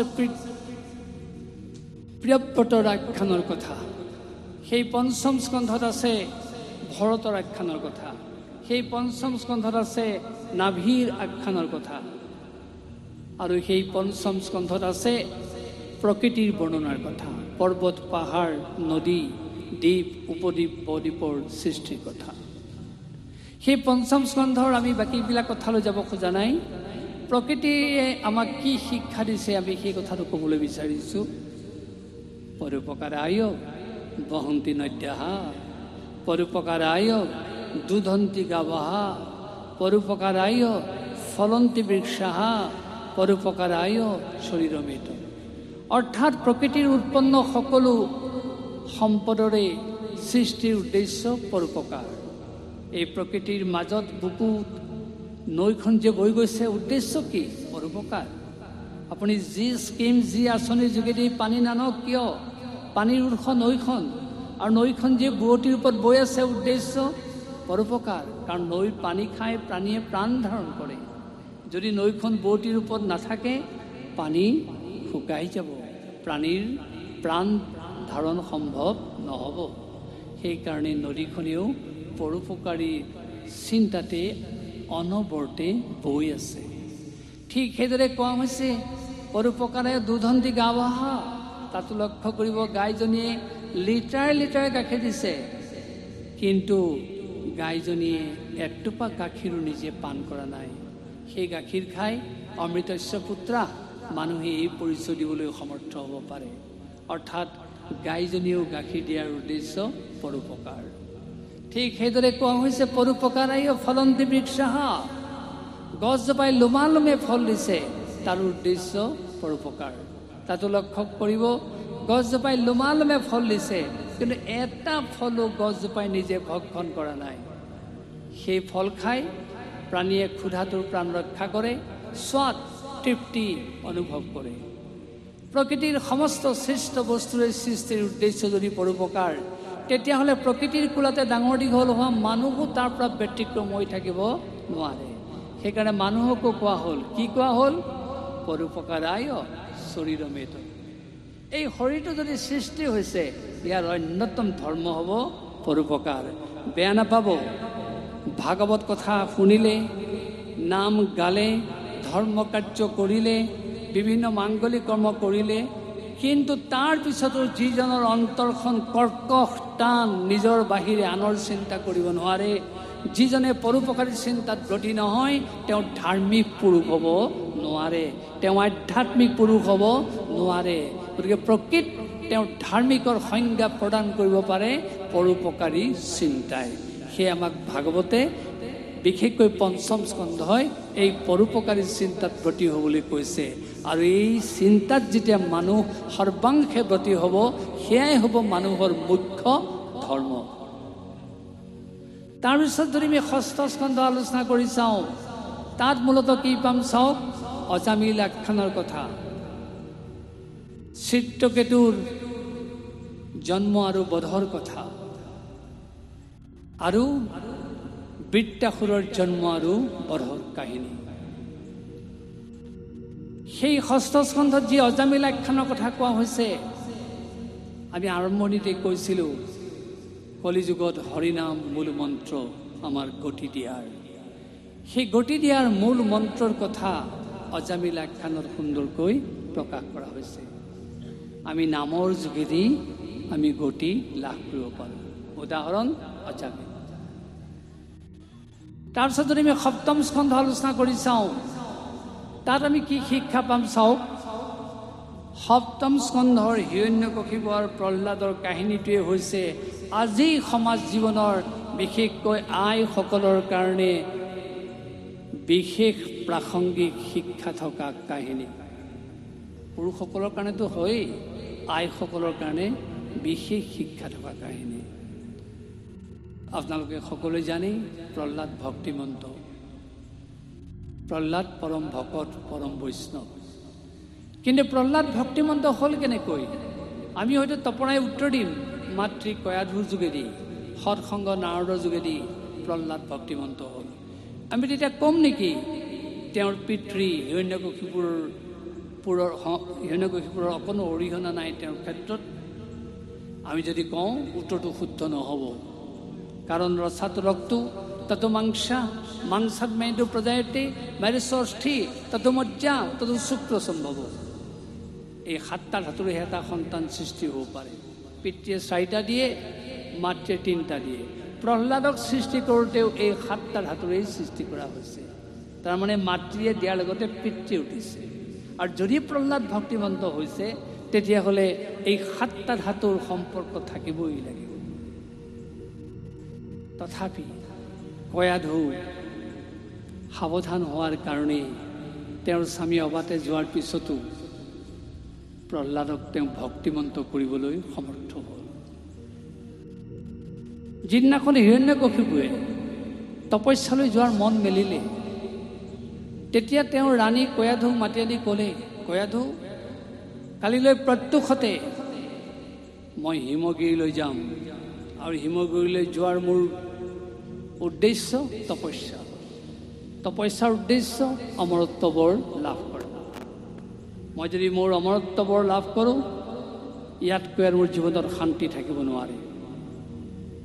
সেয়ে মই তোমাক কথাষাৰ ক'বলৈ আহিলোঁ। আৰু কিন্তু তুমি শুনা, মই যদি তপস্যাত সিদ্ধি লাভ নকৰোঁ, মই ৰাজ্যলৈ ঘূৰি নাহোঁ। আৰু তপস্যাৰে যদি মোৰ জীৱনটো পাঠ হয়, শেষ হয়, তাতো তুমি দুখ নকৰিবা। সেয়ে মই তোমাক কথাষাৰ ক'লোঁ। তেতিয়া ৰাণী কয়াধুৱে বিনীতভাৱেৰে মাত লগালে আৰু ক'লে, স্বামী স্বাগতম। আপোনাৰ এই পবিত্ৰ কাৰ্যক মই অতি শ্ৰদ্ধাৰে সমৰ্থন জনাইছোঁ। আপুনি ইমান এটা সুন্দৰ বাঞ্ছা কৰিছে, ইয়াতকৈ আৰু আমাৰ ৰাজ্যত কি ভাল কথা থাকিব পাৰে? আপুনি তপস্যালৈ গৈ তপস্যাত যদি অমৰত্ব বৰ লাভ কৰে, আমাৰ দৈত্য জাতি অমৰ হৈ যাব। ইয়াতকৈ আৰু ডাঙৰ বাৰ্তা থাকিব নোৱাৰে। সেয়ে মই আপোনাক অন্তঃকৰণেৰে সমৰ্থন জনাইছোঁ। আপোনাৰ কাৰ্যক আপুনি তপস্যালৈ যাওক। কিন্তু মোৰ এটা নিবেদন আছে। আপুনি নিজেই কৈছে আপোনাৰ এই তপস্যাৰ যাত্ৰা কিমান দীঘলীয়া হয় ঠিক নাই। ৰাজ্যলৈ আকৌ ঘূৰি আহে নে নাহে তাৰো নিশ্চয়তা নাই। সেই আজি দিনটো আপুনি অন্তত মোক দিয়ক, মই আপোনাক লৈ শান্তি লাভ কৰিম। তেতিয়া হিৰণ্যকশিপুৱে মানি ল'লে, বেছ কয়াধু, তোমাৰ কথাতেই মই মোৰ সমৰ্থন জনালোঁ। আজি দিনটো মই কেৱল তোমাৰ লগত থাকিম, মই কোনো আন চিন্তা নকৰোঁ। কথামতে কাম। ৰাতিপুৱাই হিৰণ্যকশিপু আৰু কয়াধু বহিলে। বাৰ্তালাপ আৰম্ভ হ'ল। বিভিন্ন কথা পাতিলে।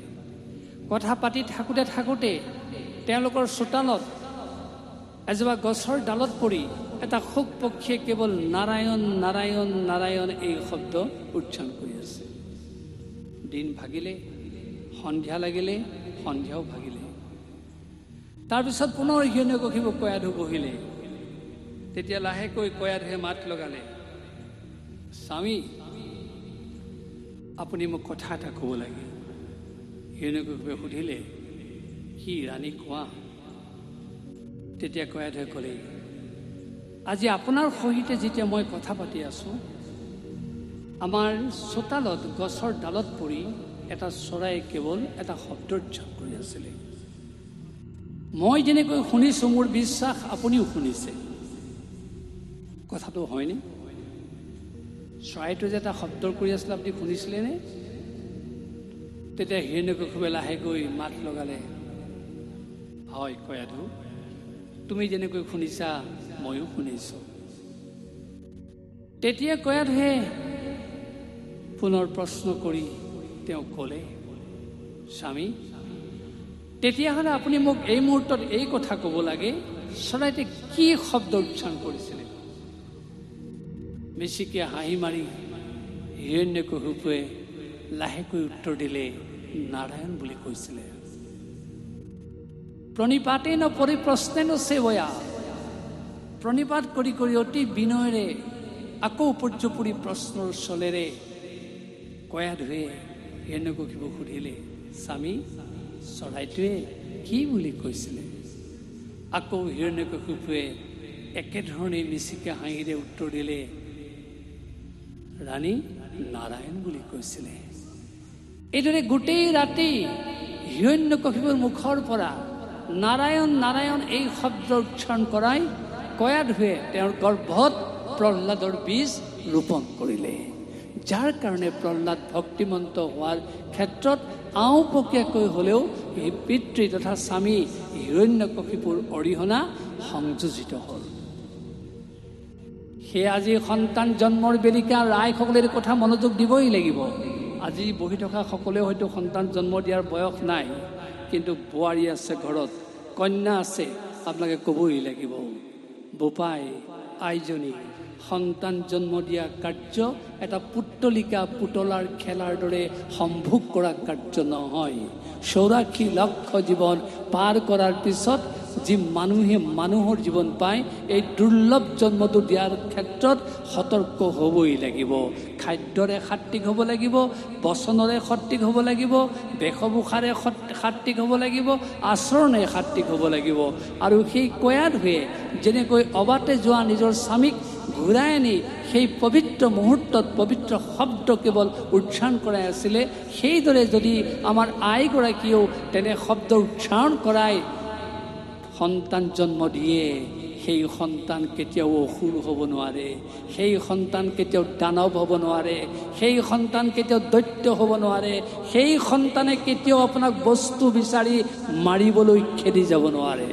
গতিকে এই সপ্তম স্কন্ধৰ আখ্যানটো আজি সামগ্ৰিক সংসাৰখনৰ কাৰণে অত্যন্ত এটা প্ৰাসংগিক বিষয়। স্বামী স্ত্ৰী উভয়েই সাৱধান হ'ব লাগে। কিবা কাৰণত স্বামীজন যদি অবাতে গৈছে, সেই কয়া ধুৱে হিৰণ্যকশিপুৰক ঘূৰাই অনাৰ দৰে আমাৰ আইসকলে তেওঁক ঘূৰাই আনিব লাগিব। আৰু তেওঁক ক'বই লাগিব, আমি এতিয়া পশুৰ দৰে সম্ভোগ কাৰ্যত লিপ্ত হোৱা নাই, মহা মানৱৰ সৃষ্টি কাৰ্যত ব্ৰতী হৈছোঁ, সাত্বিকতা অৱলম্বন কৰিবই লাগিব, সুন্দৰ ভাৱৰ তুমি অধিকাৰী হ'বই লাগিব, সেই ভগৱন্তৰ শব্দ তুমি উচ্চাৰণ কৰিবই লাগিব। এই ভাৱত আপোনালোকে উদ্বুদ্ধ হৈ সেই সংসাৰত সন্তান জন্ম দিয়ক। আমি আকৌ কৈছোঁ, আপোনাৰ ঘৰখনত প্ৰহ্লাদ জন্ম নহ'লেও জ্ঞানৰ পৰিৱেশেৰে গোটেই ঘৰখন উজ্বলি উঠিব, আৰু সেইখন ঘৰত কেতিয়াও হাহাকাৰ ধ্বনি শুনিবলৈ নাপায়। সেইখন ঘৰত কেতিয়াও পুত্ৰ কন্যা উত্তেজিত হ'ব নোৱাৰে, উশৃংখলিত হ'ব নোৱাৰে। সেই সপ্তম স্কন্ধৰ সেই কাহিনী আপোনালোকে অতি অন্তৰৰ সৈতে তাক গ্ৰহণ কৰক, দেখিব সংসাৰখন সুন্দৰ হৈছে। তাৰপিছত যদি আমি অষ্টম স্কন্ধ আলোচনা কৰি চাওঁ, তাত মূলতঃ কি আছে চাওক, সমুদ্ৰ মন্থনৰ কাহিনী আৰু গ্ৰাহ গজেন্দ্ৰৰ আখ্যান। সমুদ্ৰ মন্থনত কি হৈছিল? বাসুকীক ৰজ্জু কৰি মন্দৰ পৰ্বতত মেৰিয়াই যেতিয়া দেৱদৈত্যই মন্থন কৰিছিল, 14টা সম্পদ ওলাইছিল, শেষত অমৃত সৃষ্টি হৈছিল। আচলতে সেই সমুদ্ৰ মন্থনখন আমাৰ সকলোৰে মাজত আছে। আমাৰো হৃদয়ৰ মাজত দেৱদৈত্যৰ দুটা স্বভাৱ আছে। আমিও মন্থন কৰি থাকোঁ, 14 সম্পদৰ দৰে আমাকো বস্তু লাগে। আজিৰ যুগত গাড়ী লাগে, ইটো লাগে, সিটো লাগে, বিভিন্ন সম্পদ লাগে। কিন্তু আপোনালোক সকলোৱে জানে, কেৱল প্ৰযুক্তিবিদ্যাৰ সম্পদেই আমাক শান্তি দিব নোৱাৰে। আমাক শান্তি দিব কিহে? জ্ঞানে। এই জ্ঞানক অমৃতৰ লগত তুলনা কৰা হৈছে। সেই 14 সম্পদ সৃষ্টি হওঁতে শেষত যেনেকৈ অমৃত সৃষ্টি হ'ল, যি অমৃতক লৈ দেৱদৈত্যৰ হাহাকাৰ লাগিছিলে, সেই জ্ঞান অমৃত যদি আমি হৃদয়ৰ মাজত এই দেৱদৈত্যৰ স্বভাৱৰ মন্থনৰ মাজত যদি উদয় কৰিব পাৰোঁ, নিশ্চয় এই জ্ঞান অমৃতে আমাক জীৱনৰ প্ৰকৃত সন্ধান দিব। সেইকাৰণে আমাৰ হৃদয়ৰ মাজত আছে সমুদ্ৰ মন্থন। এই সমুদ্ৰ মন্থন চলি আছে। ঠিক সেইদৰে গ্ৰাহ গজেন্দ্ৰৰ যিটো আখ্যান, আপোনালোকে জানেই, ত্ৰিকুট পৰ্বতত যি গ্ৰাহ গজেন্দ্ৰৰ জলকেলি হৈছিল, তাত যি যুদ্ধ হৈছিল, তাৰপিছত কি হ'ল? গজেন্দ্ৰই শেষত তেওঁৰ নিজৰ মদমত্ততা পৰিহাৰ কৰি প্ৰভু ভগৱন্তৰ ওচৰত শৰণ ল'লে। খুন্দে ধৰি পদ্মগত ওপৰক তুলি গজেন্দ্ৰে শৰণ লৈলা ত্ৰাহি হৰি বুলি। ভগৱান আহি তেওঁৰ সন্মুখত থিয় হ'ল, দুষ্টগ্ৰাহৰ মুখ ফালি গজেন্দ্ৰক মুক্ত কৰিলে। সেই আচলতে গ্ৰাহ গজেন্দ্ৰ কোন? সেই গ্ৰাহ গজেন্দ্ৰ যুদ্ধখন আমাৰ মাজতো আছে। গ্ৰাহ মেটেৰিয়েলিষ্টিক, বস্তুবাদৰ প্ৰতীক। গজেন্দ্ৰ স্পিৰিচুৱেলিজিম, ভাৱবাদৰ প্ৰতীক। সঁচা, আমিও বস্তু বিচাৰোঁ, তাৰ মাজতে কিন্তু আধ্যাত্মিকতা ভাৱতো শৰণ লওঁ। এই দুটাৰ মাজতে আমাৰ কাজিয়া লাগি থাকে, এফালে বস্তু, এফালে ঈশ্বৰ চিন্তা। কিন্তু যেতিয়া আপুনি বস্তুক তল পেলাই ঈশ্বৰ চিন্তাটোক ওপৰলৈ লৈ যাব, সেই গজেন্দ্ৰৰ দৰে আমিও ৰক্ষা পাম। এয়াই হৈছে গা গজেন্দ্ৰৰ কাহিনীৰ তাৎপৰ্য। আমাৰ হৃদয়ৰ মাজত এই গা গজেন্দ্ৰৰ যুদ্ধখন চলি আছে। তাৰপিছত আমি যদি সেই অষ্টম স্কন্ধতে আৰু এটা কাহিনীৰ কথা আলোচনা কৰোঁ, সেইটো পাম বলিচলন, যিটো আত্মনিবেদন ভক্তিৰ মূল তত্ত্ব দেখুৱাই দিছে। যেতিয়ালৈকে অহংকাৰ থাকিব তেতিয়ালৈকে তেওঁ ভক্তিপৰায়ণ হ'ব নোৱাৰে। যেতিয়া অহংকাৰ শূন্য হ'ব তেওঁ ভক্তিপৰায়ণ হ'ব পাৰে। প্ৰথমতে বলিৰ অহংকাৰ আছিল। যেতিয়া ভগৱন্তৰ তত্ত্ব বুজি পালে, দুখন তেওঁ যেতিয়া কৈছিলে তোমাক কি লাগে, যে মাত্ৰ মোক 3 পদ লাগে আৰু একো নালাগে, তেতিয়া অহংকাৰত তেওঁ বলিয়ে ভাবি ল'লে 3 পদটো মোৰ কাৰণে কথা নাই। যেতিয়া ঈশ্বৰে তেওঁক ক'লে মই 1 পদ দিলোঁ স্বৰ্গত, এইটো পদ দিলোঁ, মোৰ তো 3য় পদটো দিবলৈ স্থান নাই, তেতিয়াহে তেওঁ থৰ কাছতি হেৰালে।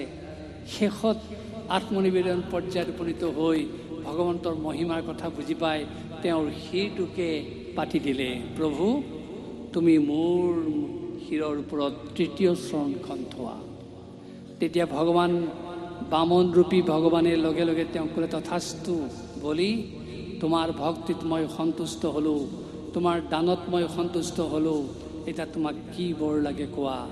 তেতিয়া বলিয়ে ক'লে, মোক একো নালাগে, মোক য'ত থাকিবলৈ তুমি দিবা তাৰ তুমি দুৱাৰৰখী হৈ থাকিব লাগিব। সেই আত্মনিবেদন পৰ্যায়েৰে বলিয়ে ভগৱন্তক বন্দী কৰি পেলালে। সেইকাৰণে হোটেলত থকাৰ মুহূৰ্ততো তেওঁৰ দুৱাৰমুখত ভগৱান এতিয়াও দুৱাৰৰখীয়া হৈ আছে। এয়া কিহৰ কাৰণে সম্ভৱ হ'ল? আত্মনিবেদন ভক্তিৰ যোগেদি। গতিকে আমি যেতিয়া ভগৱন্তক আত্মনিবেদন কৰিব জানিম, আমি সৰ্বাংশে শান্তি লাভ কৰিম। আনে নালাগে, ভগৱন্তকো আমি বৈচ্ছাধীন কৰিব পাৰিম। আমি যে কওঁ ভগৱন্ত ভকতৰ বৈশ্য ভগৱান, এনে ক'লেতো নহ'ব। এই আত্মনিবেদন পৰ্যায়ৰ ভক্তিৰেহে আমি তেওঁক বৈচ্ছাধীন কৰিব পাৰিম, আমাৰ নিয়ন্ত্ৰণ কৰিব পাৰিম। ঠিক তেনেকৈ 9ম স্কন্ধ যদি আমি আলোচনা কৰি চাওঁ, তাত মূলতঃ কি আছে চাওক, তাৰ কি শিক্ষা আছে আমাৰ সমাজ জীৱনৰ কাৰণে। 9ম স্কন্ধত আছে বিভিন্ন বংশৰ পৰিচয়, ৰাজবংশৰ পৰিচয়, চন্দ্ৰবংশৰ পৰিচয়, সূৰ্যবংশৰ পৰিচয়, মনু বংশৰ পৰিচয়, যদু বংশৰ পৰিচয়। ইয়াৰ ভিতৰত সূৰ্যবংশৰ যিটো মূল সিদ্ধান্ত, সেইটো আমাৰ সমাজ জীৱনৰ কাৰণে অতি শিক্ষণীয় আদৰ্শ। কাৰণ সূৰ্যবংশৰ ৰজা ৰাম, সূৰ্যবংশৰ ৰজা হৰিশ্চন্দ্ৰ, তেওঁলোকৰ জীৱনত বহুত বিপৰ্যয় আহিলে, কিন্তু সত্যক ত্যাগ নকৰিলে। আৰু যাৰ কাৰণে তেওঁলোকৰ সূৰ্যবংশ সদায় জিলিকি থাকিলে। আৰু তেওঁলোকে বিপৰ্যয়ৰ সন্মুখীন হৈছে যদিও তেওঁলোক জয় হ'ল, তেওঁলোকৰ পৰাজয় হোৱা নাই। আমাকো সেইটো কথা কোৱা হৈছে, আমিও বহুতো দুৰ্যোগ ধুমুহাৰ সন্মুখীন হ'ব পাৰোঁ, কিন্তু সত্যক যেতিয়া আমি সাৱটি ল'ম, এই সত্যই আমাকো এদিন ৰক্ষা কৰিব। তাৰপিছত যদি আমি 10ম স্কন্ধ আলোচনা কৰি চাওঁ, তাত মূলতঃ কি আছে চাওক। সেই 10ম স্কন্ধত আছে ভগৱান শ্ৰীকৃষ্ণৰ জন্ম ৰহস্যৰ কথা। আমি আগতে কৈছোঁ 4 লীলাৰ কথা। আৰু সেই 10ম স্কন্ধত আছে পাৰিজাত হৰণৰ কথা, ৰুক্মিণী হৰণৰ কথা, জৰাসন্ধ বধৰ কথা, নৰকাসুৰ বধৰ কথা, কংস বধৰ কথা, কালযবন বধৰ কথা, সুধম্না আখ্যানৰ কথা। আৰু সেই দশম স্কন্ধত আছে, যাক ভাগৱতৰ মহাপ্ৰাণ বুলি কোৱা হয়, ৰাসলীলাৰ কথা। বাকীবিলাক কথালৈ আমি নাযাওঁ। ৰাসলীলাৰ তাৎপৰ্যটো চমুকৈ কৈছোঁ। গোপীসকল জীৱাত্মা, কৃষ্ণ পৰমাত্মা। সেই জীৱাত্মাৰূপী গোপীসকলে কৃষ্ণক পাবৰ কাৰণে যিটো প্ৰয়াস কৰিছিলে, শেষত যিদৰে কৃষ্ণত বিলীন হ'ল, এয়াই হৈছে ৰাস। আমাৰো আজি জীৱ জগতৰ সেইটোৱে লক্ষ্য হোৱা উচিত যে আমাৰ জীৱনেই কামনা বাসনা নাথাকক, আমি প্ৰত্যেকগৰাকী জীৱাত্মাই সেই পৰমাত্মাৰ সান্নিধ্য লাভ কৰিব পাৰিলেহে জীৱন কৃতাৰ্থ হ'ব। তাৰ কাৰণে আমি যি ৰসত দ্ৰৱীভূত হৈ, অৰ্থাৎ ভক্তি ৰসত দ্ৰৱীভূত হৈ সেই কৃষ্ণক বিচাৰিবলৈ চেষ্টা কৰিম, সেয়াই হ'ব ৰাস। যেতিয়া আপুনি সেই উদ্দেশ্যত উপনীত হ'ব, স্বহং তেওঁ আৰু মোৰ মাজত পাৰ্থক্য নাথাকিব, সেইদিনাখনেই আপুনি মহাৰাস উপভোগ কৰিব পাৰিব। আপোনালোকে জানে ৰাস আৰু মহাৰাস দুটা শব্দ। সেই মহাৰাস সেইদিনাহে উপভোগ কৰিব পাৰিব, স্বহং তেওঁ মোৰ মাজত পাৰ্থক্য নাথাকিব। অৰ্থাৎ গোপীসকলৰ প্ৰথম অহংকাৰ আছিলে, পিছত যেতিয়া গম পালে সকলোখিনি ত্যাগ কৰি তেওঁৰ চৰণত লীন হ'ল, তেতিয়াই মহাৰাস আৰম্ভ হৈছিল। আৰু এই মহাৰাস পৰ্যায়ত আপুনি উপনীত হ'লে আপোনাৰ কোনো হাহাকাৰ ধ্বনি উত্থাপিত হ'ব নোৱাৰে। তাৰপিছত যদি আমি একাদশ স্কন্ধ আলোচনা কৰি চাওঁ, তাত মূলতঃ কি আছে চাওক, নিমি নৱ সিদ্ধ সংবাদৰ কথা, ভক্তি তত্ত্বৰ কথা। একাদশ স্কন্ধত আছে কৃষ্ণ উদ্ধৱ সংবাদৰ কথা। একাদশ স্কন্ধত আছে শ্ৰীকৃষ্ণৰ বৈকুণ্ঠ প্ৰয়াণৰ কথা। একাদশ স্কন্ধত আছে ব্ৰাহ্মণ ঋষিৰ দ্বাৰা যদুবংশৰ অভিসম্পাদৰ কথা। আমি আগতেই কৈছোঁ যদুবংশ কেনেকৈ অকালতে নিৰ্মূল হ'ল, গতিকে সেই কথা সুন্দৰকৈ একাদশ স্কন্ধত উল্লেখ কৰিছে। আৰু বিশেষকৈ কৃষ্ণ উদ্ধৱ যিটো সংবাদ, তাত আমাৰ সাংসাৰিক জীৱনৰ চলন্ত মাৰ্গৰ কথা প্ৰকাশ কৰিছে। এটা সাধন মাৰ্গ, এটা সাধ্য মাৰ্গ। আমি চকুকেইটা মুদিয়েই যদি ভগৱন্তক দেখা পাওঁ, সাধন মাৰ্গলৈ যাব নালাগে।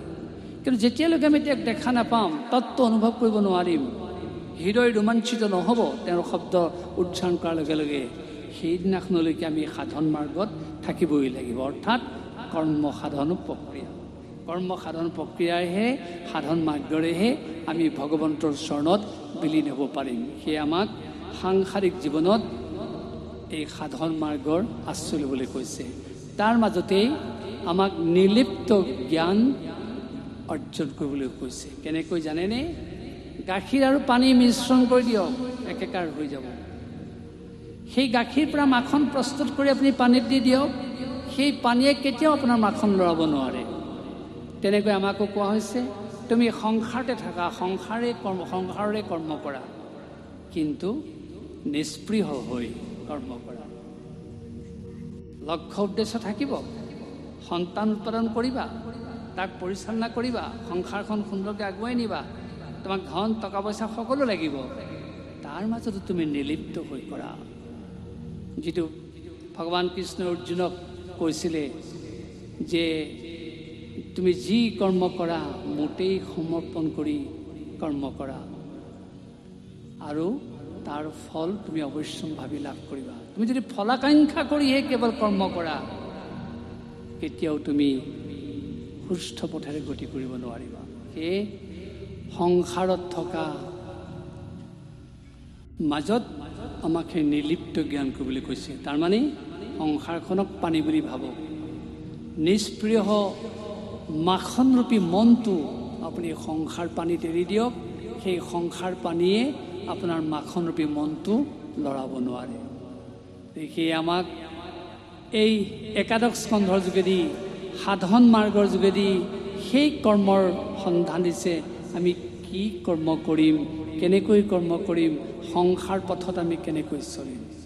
তাৰপিছত যদি আমি দ্বাদশ স্কন্ধ আলোচনা কৰি চাওঁ, তাত মূলতঃ কি পাম চাওঁ, সেই দ্বাদশ স্কন্ধত আছে সত্য, ত্ৰেতা, দ্বাপৰ, কলি, এই চাৰিটা যুগৰ পৰিচয়ৰ কথা। আৰু সেই দ্বাদশ স্কন্ধত আছে বেদৰ শাখা প্ৰস্তুতৰ কথা। আৰু সেই দ্বাদশ স্কন্ধত আছে ভাবী ৰজাৰ আখ্যানৰ কথা। আৰু সেই দ্বাদশ স্কন্ধত আছে মহাভাগৱত পৰীক্ষিতৰ মুক্তিৰ কথা। পৰীক্ষিত মহাভাগৱত তেওঁ এটা ভুল কৰিলেই, যাৰ কাৰণে তেওঁ শেষত সকলো চিন্তা ত্যাগ কৰি গংগাৰ পাৰত যেতিয়া ভাগৱতৰ আশ্ৰয় ল'লে তেওঁ মুক্তি লাভ কৰিলে। পৰীক্ষিতে কৰা ভুলটো কি আছিল? যিদিনাখন তেওঁৰ ৰাজধানীত এনেই পৰি থকা বৰপেটাটো তেওঁ খুলিবলৈ মন গৈছিল, সেইদিনাখনেই তেওঁৰ ভুলটো সৃষ্টি হ'ল। বৰপেটাটো খুলি চালে, দেখিলে তাত বিৰাই থকা এটা সোণৰ মুকুট আছে। সেই মুকুটটো পিন্ধিবলৈ মন গ'ল। পিন্ধাৰ লগে লগে কলিয়ে তেওঁক দংশন কৰিলে। কাৰণ কদৰ্যৰ লেপ থকা সোণৰ মাজত কলি থাকে, আৰু সেই সোণৰ মুকুটটো পিন্ধাৰ কাৰণে কলিয়ে তেওঁৰ হিতাহিত জ্ঞান অকণমান সময়ৰ কাৰণে নাইকিয়া কৰিলে। সেই সোণৰ মুকুটটো কাৰ আছিল? সেইটো আছিল জৰাসন্ধৰ।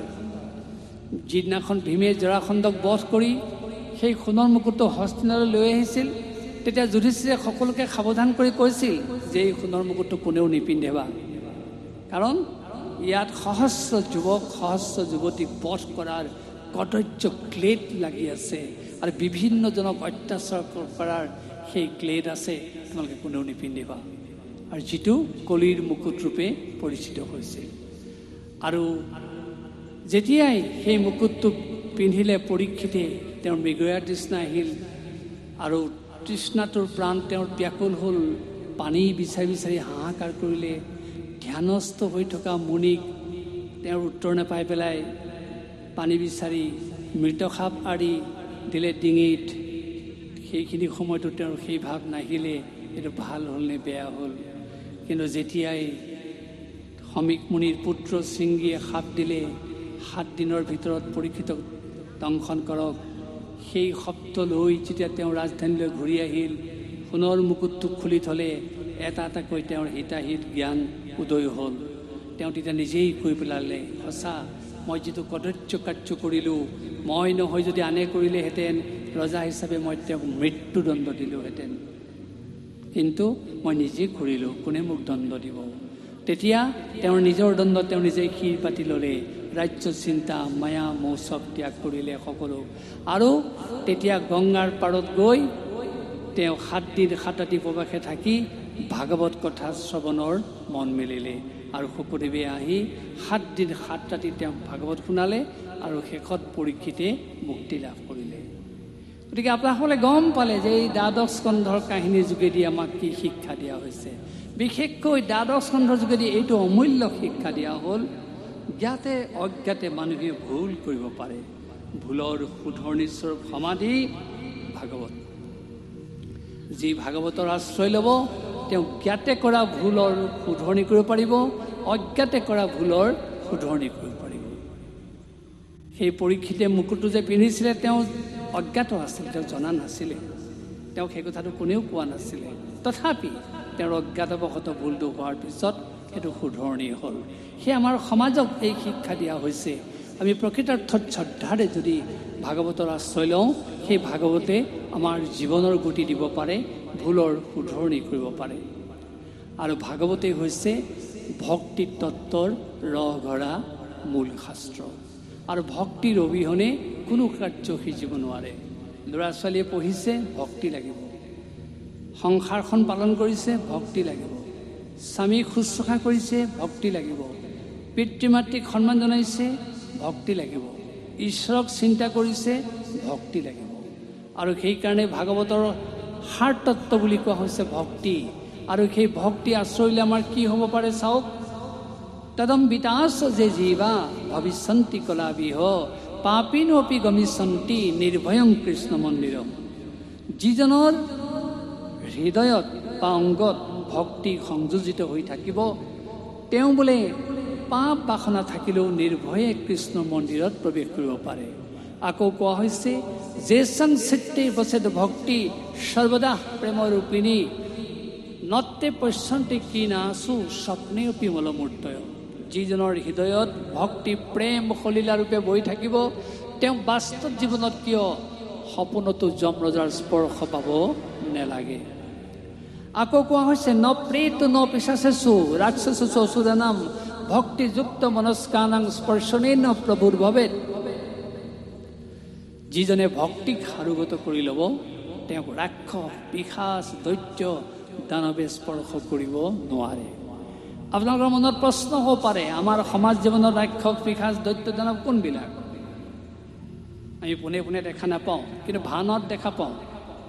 ৰূপসজ্জা, কেশসজ্জা, সাজসজ্জাৰে যেতিয়া উত্ৰাৱল হৈ এটা ভাৱৰীয়া প্ৰৱেশ কৰে, আমি কৈ দিব পাৰোঁ এয়া দৈত্য, এয়া দানৱ, এয়া অসুৰ। কিন্তু আমাৰ সমাজত দৈত্য দানৱ কোন? আমিতো তেনেকুৱা কেশসজ্জাৰে, সাজসজ্জাৰে কেতিয়াও তেওঁলোকক আমি পৰিচয় কৰি পোৱা নাই। কিন্তু আমাৰ মাজতো দৈত্য দানৱ আছে, অসুৰ আছে। কোনবিলাক? যিজনে নিজৰ 84 লক্ষ জীৱন দিয়াৰ পিছত পিতৃ মাতৃক খালত পেলাই থৈ আহিবলৈ কুণ্ঠাবোধ নকৰে, নিজৰ পিতৃ মাতৃক ক'ৰবাত অকলশৰীয়াকৈ এৰি থৈ আহিবলৈ তেওঁ কোনো চিন্তা নকৰে, সেইজন দানৱ, সেইজন অসুৰ। নিজৰ মাতৃ সমা এগৰাকী নাৰীক কেৱল পশুবধ চিন্তাৰে সম্ভৱ কৰি তেওঁ ক'ৰবাত খালত পেলাই থৈ আহিব, সেইজনো দৈত্য, সেইজনো দানৱ। ঠিক তেনেকৈ যিজনে কেৱল আনক অহিত চিন্তা কৰি নিজৰ সুখে থকাৰ বাসনা পুহি ৰাখিব, সেইজন পিশাচ। গতিকে আমি দৈত্য, দানৱ, পিশাচ আমাৰ সমাজত কোন আছে আমি তেনেকৈ চিনাক্তকৰণ কৰিব পাৰোঁ। গতিকে আমি যদি ভক্তিৰ আশ্ৰয় লওঁ, এই ভক্তিয়ে আমাৰ ৰাক্ষস, পিশাচ, দৈত্য, দানৱৰ ৰূপটো নাইকিয়া কৰি দিব, আমাক সুন্দৰ এটা পৰিৱেশলৈ লৈ আহিবলৈ আমাক এটা সুযোগ দিব। গতিকে সেয়ে ভক্তিৰ মাহাত্ম্য আছে, ভাগৱতৰ মাহাত্ম্য আছে। আকৌ কোৱা হৈছে প্ৰলয়ং হি গমিষ্যন্তি শ্ৰীমদ ভাগৱত ধ্বনি কলিৰ দুচে ইমে শব্দে সিংহ শব্দাত ব্ৰিকাইব। যেনেকৈ হাবিত থকা সিংহৰ শব্দ শুনাৰ লগে লগে হাতী, মদমত্ত হাতী পলায়ন কৰে, তেনেকৈ ভাগৱতৰ ধ্বনি য'ত উত্থাপিত হয় তাৰ পৰা বোলে মহাপ্ৰলয় নাইকিয়া হৈ যায়, কলিৰ দুখ আঁতৰি যায়। আপোনালোকে লক্ষ্য কৰিব, ইয়াৰ পিছতো দেখোন আমি প্ৰবল ধুমুহা, বতাহ, বৰষুণ, মহাপ্ৰলয়ৰ সন্মুখীন হওঁ। ইয়াৰ পিছতো দেখোন কলিৰ দুখে আমাক স্পৰ্শ কৰি আছে। কিহৰ কাৰণে ক'ব লাগিব? ভাগৱত আমি অনুষ্ঠান কৰিলোঁ সঁচা, কীৰ্তন কৰিলোঁ সঁচা, শুনিলোঁ সঁচা, তাক নিষ্ঠাৰে সেই কথাবিলাক প্ৰতিফলন ঘটোৱাৰ ক্ষেত্ৰত ক'ৰবাত আমি ব্যৰ্থ হৈছোঁ, যাৰ কাৰণে মহাপ্ৰলয় আমি নাইকিয়া কৰিব পৰা নাই, যাৰ কাৰণে কলিৰ দোষ স্বভাৱ আমি বিধুৰিত কৰিব পৰা নাই। যদি সেইটোৰ প্ৰতি আমি সতৰ্ক হওঁ, এনে কাই ক্লেশ কৰা অনুষ্ঠানে আমাক নিশ্চয় এটা সাৰ্থক ৰূপ প্ৰদান কৰিব। অৰ্থাৎ প্ৰতিফলনৰ ক্ষেত্ৰত আমি বিশেষ গুৰুত্ব দিবই লাগিব। আৰু এই ভাগৱত শ্ৰৱণ কীৰ্তন কৰিলে কি হয় চাওক, কামং ক্ৰোধং লোভং মানম মচ্ছৰম এবস্য দম্ভ দৈশ্য মোহস্য দূৰস্য কথাব্ৰতী। যিজনে নিষ্ঠাৰে ভাগৱত কথাত ব্ৰতী হ'ব, তেওঁৰ অন্তৰৰ পৰা অনায়াসে কাম ভাৱ, ক্ৰোধ, লোভ, মোহ, মদ, মাৎসৰ্য মানে পৰশ্ৰীকাতৰতা, লোকৰ দেখিব নোৱাৰা হোৱা অৱস্থা, দম্ভ দৈশ্য মোহ ভাৱ নাইকিয়া হ'ব। কোনেও বেয়া নাপাব, ইয়াত হয়তো নহ'ব। বহু ঠাইত আমি দেখা পাওঁ 7 দিন ভাগৱত শুনিলে তাৰ পৰা গৈয়ে স্বামীজনে স্ত্ৰীৰ লগত তুমুল কাজিয়া আৰম্ভ কৰিলে। ক'ব লাগিব সেইজন ব্যক্তিয়ে ভাগৱত শুনাৰ পিছত ভাগৱতে তেওঁক ক্ৰিয়া কৰা নাই। কাৰণ ভাগৱতে কৈছে কাম ক্ৰোধ নাইকিয়া হ'বই নিষ্ঠাৰে ভাগৱত শুনাৰ পিছত। তেওঁ যদি নিজৰ ধৰ্মপত্নীৰ লগতে কাজিয়া কৰিলে, ক্ৰোধ ভাৱ উৎপন্ন হ'ল, ভাগৱতে তেওঁক ক্ৰিয়া কৰা নাই।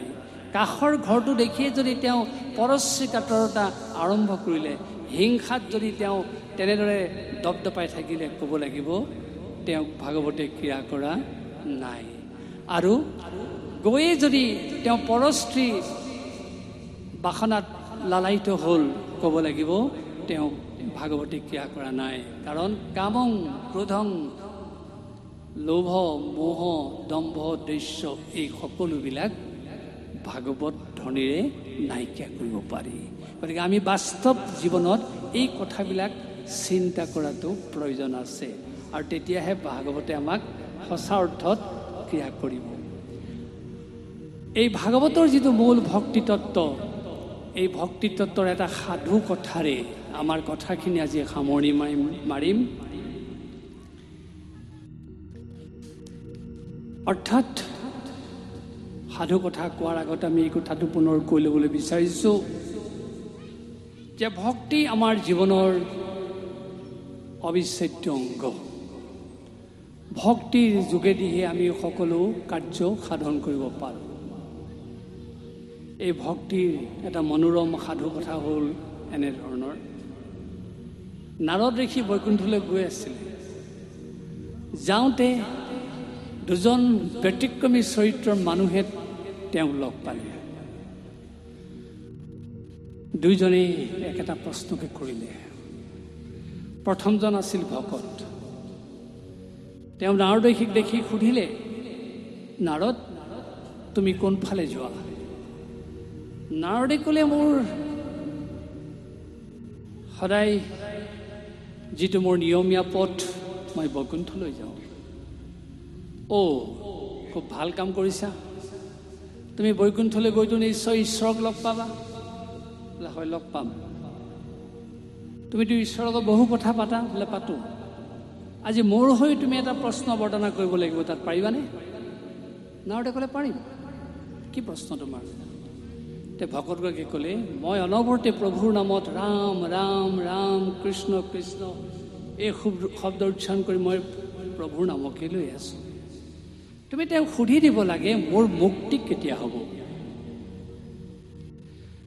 নাৰদে ক'লে, বাৰু অকণমান সময় ৰ'বা, মই তাৰ পৰা ঘূৰি আহোঁতে তোমাক উত্তৰটো দিম। নাৰদ গুচি গ'ল। কিছু দূৰ যোৱাৰ পিছত আকৌ এজন বলীয়া মানুহে লগ পালে। অৰ্থাৎ ঠিক তেনেকুৱা বলীয়া নহয়, কিন্তু কথাৰ কোনো লাভ বান নাই। সেইজনেও সুধিলে, তাৰমানে তেওঁৰ চেঞ্চটো আছে, কথাৰহে খালি লাভ বান নাই। নাৰদক সুধিলে, নাৰদ, তুমি কোনফালে যোৱা? তেওঁকো চিনি পাইছে। তাৰপৰা ক'লে, বোলে মই বৈকুণ্ঠলৈ যাওঁ। তুমিতো বোলে ঈশ্বৰক লগ পাবা। বোলে লগ পাম। বোলে মোৰ হৈ আজি তুমি প্ৰশ্ন এটা কৰি দিবাচোন ঈশ্বৰক। বোলে কি?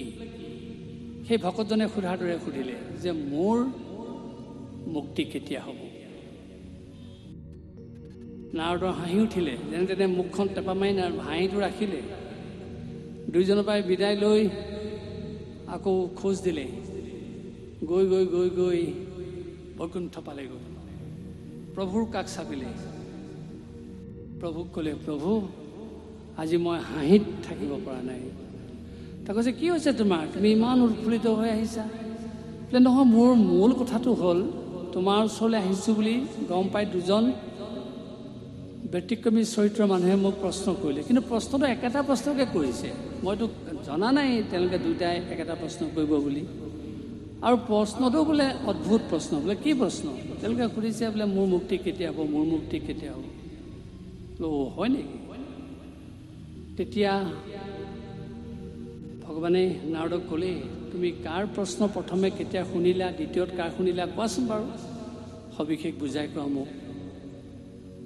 তেতিয়া নাৰদে ক'লে যে মই প্ৰথম লগ পোৱাজন আপোনাৰ ভকত। ভকতজনে মোক কৈছে,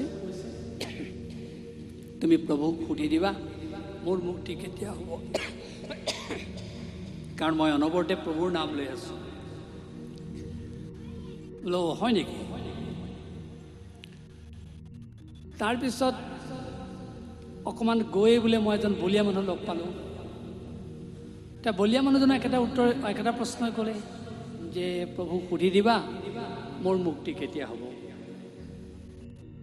তেতিয়া ভগৱানেও হাঁহি হাঁহি ক'লে, তুমি আজি ভাল প্ৰশ্নটো লৈ আহিছা। বাৰু নাৰদ, এইটো উত্তৰ মই তোমাক পোনে পোনে নিদিওঁ। তুমি মোৰ কথা এটা তেওঁলোকক কৈ দিবা, তাৰপিছত সেই উত্তৰটো তুমি নিজেই ল'ব পাৰিবা। তেতিয়া নাৰদে সুধিলে, প্ৰভু, এইবোৰ যে অকাই পকাই কৈ আছা, পোনে পোনে কৈ নিদিয়া কিয়? কাৰ মুক্তি কেতিয়া হ'ব? বোলে নহয়, এই কথাটো যদি মই পোনে পোনে কওঁ, তোমাৰ কৌতূহলটো নিবৃত্তি নহ'ব। সেইকাৰণেই বোলে মই তোমাক এটা কথা ক'ম, সেইটো তুমি কৈ দিলেহে তোমাৰ কৌতূহল নিবৃত্তি হ'ব। তেতিয়া তুমি ভালকৈ হৃদয়ংগম কৰিব পাৰিবা কাৰ মুক্তি কেতিয়া হ'ব লাগে। তেতিয়াহ'লে কওক আপুনি। তেতিয়া ভগৱানে ক'লে, নাৰদ, তুমি দুইজন ব্যক্তিকে মাত্ৰ এই কথাটো কৈ দিবা যে প্ৰভুৱে এতিয়া এটা বেজীৰ বিন্ধাত এটা হাতী সোমাবলৈ চেষ্টা কৰি আছে। নাৰদৰ বহুত হাঁহি উঠিলে। কৈছে প্ৰভু তুমি মোক আওপকীয়াকৈ ক'লা, পোনে পোনে কোৱা হ'লে ভাল আছিলে। নহয় নহয়, তুমি নিজে পাবা, লৈ যোৱা, মোৰ কথাখিনি লৈ যোৱা। আহিল নাৰদ আকৌ এমুকুৰা হাঁহি মাৰি, আহি আহি আহি আহি প্ৰথম সেই ভকতজনৰ ওচৰ পালেহি। ভকতজনে অত্যন্ত উদ্বিগ্নতাৰে সুধিলে, কি হ'ল নাৰদ, মোৰ প্ৰশ্নটোৰ উত্তৰ আনিলানে? তেতিয়া নাৰদে হাঁহি হাঁহি ক'লে, উত্তৰটো মই আনিলোঁ, কিন্তু তোমাৰ মুক্তি কেতিয়া হ'ব মোৰ প্ৰভুৱে পোনে পোনে নক'লে। মোক মানে এটা কথাহে কৈ পঠালে। কি ক'লে? প্ৰভুৱে ক'লে যে এতিয়া মই বৰ ব্যস্ত, তেওঁলোকৰ কথা উত্তৰ দিবলৈ মোৰ সময় নাই। মই এটা বেজীৰ বিন্ধাত হাতী এটা ভৰাবলৈ চেষ্টা কৰি আছোঁ, সেই কথাটোকে কৈ দিবা। সেইকাৰণে মই তোমাক কথাটো অৱগত কৰিলোঁ। তেওঁ এতিয়া বৰ ব্যস্ত, হাতী এটা বেজীৰ ৰন্ধ্ৰটোত সোমাবলৈ চেষ্টা কৰি আছে। তেতিয়া ভকতজনে কি উত্তৰ দিলে জানে? তেতিয়া ভকতজনে ক'লে, মই সদায় সেই ভগৱানৰ নামত ধূপ চাকি লগাই আছোঁ, ৰাম কৃষ্ণ কৈ আছোঁ, অনবৰতে নাম লৈ আছোঁ। আৰে মোৰলৈ পিঠি দি পেলাই এটা অলাগতিয়াল কামত ভগৱান ব্যস্ত হৈছে। এজন কেনেকুৱা ভগৱান? এইজনক আজি বাৰু ৰামকৃষ্ণ বুলিবলৈ নাই। বেজী বিন্ধাতনো হাতী সোমাব পাৰেনে? সেইটো কামত লাগি আছে, আৰু মোৰ কথাটো উত্তৰ দিবলৈ তেওঁৰ সময় নাই। নাৰদ তাৰ পৰা গুচি গ'ল, গৈ বলিয়া মানুহজনৰ ওচৰ পালেগৈ। এতিয়া বলিয়া মানুহজনেও একে উদ্বিগ্নতাৰে সুধিলে, নাৰদ মোৰ প্ৰশ্নটোৰ উত্তৰ আনিছা? আনিছোঁ আনিছোঁ। তেতিয়া বলিয়া মানুহজনেও সুধিলে নাৰদক, তুমি মই কোৱা প্ৰশ্নটো যথাযথভাৱে প্ৰভুৰ ওচৰত ক'লা? নাৰদে ক'লে, ক'লোঁ। কি উত্তৰ দিলে?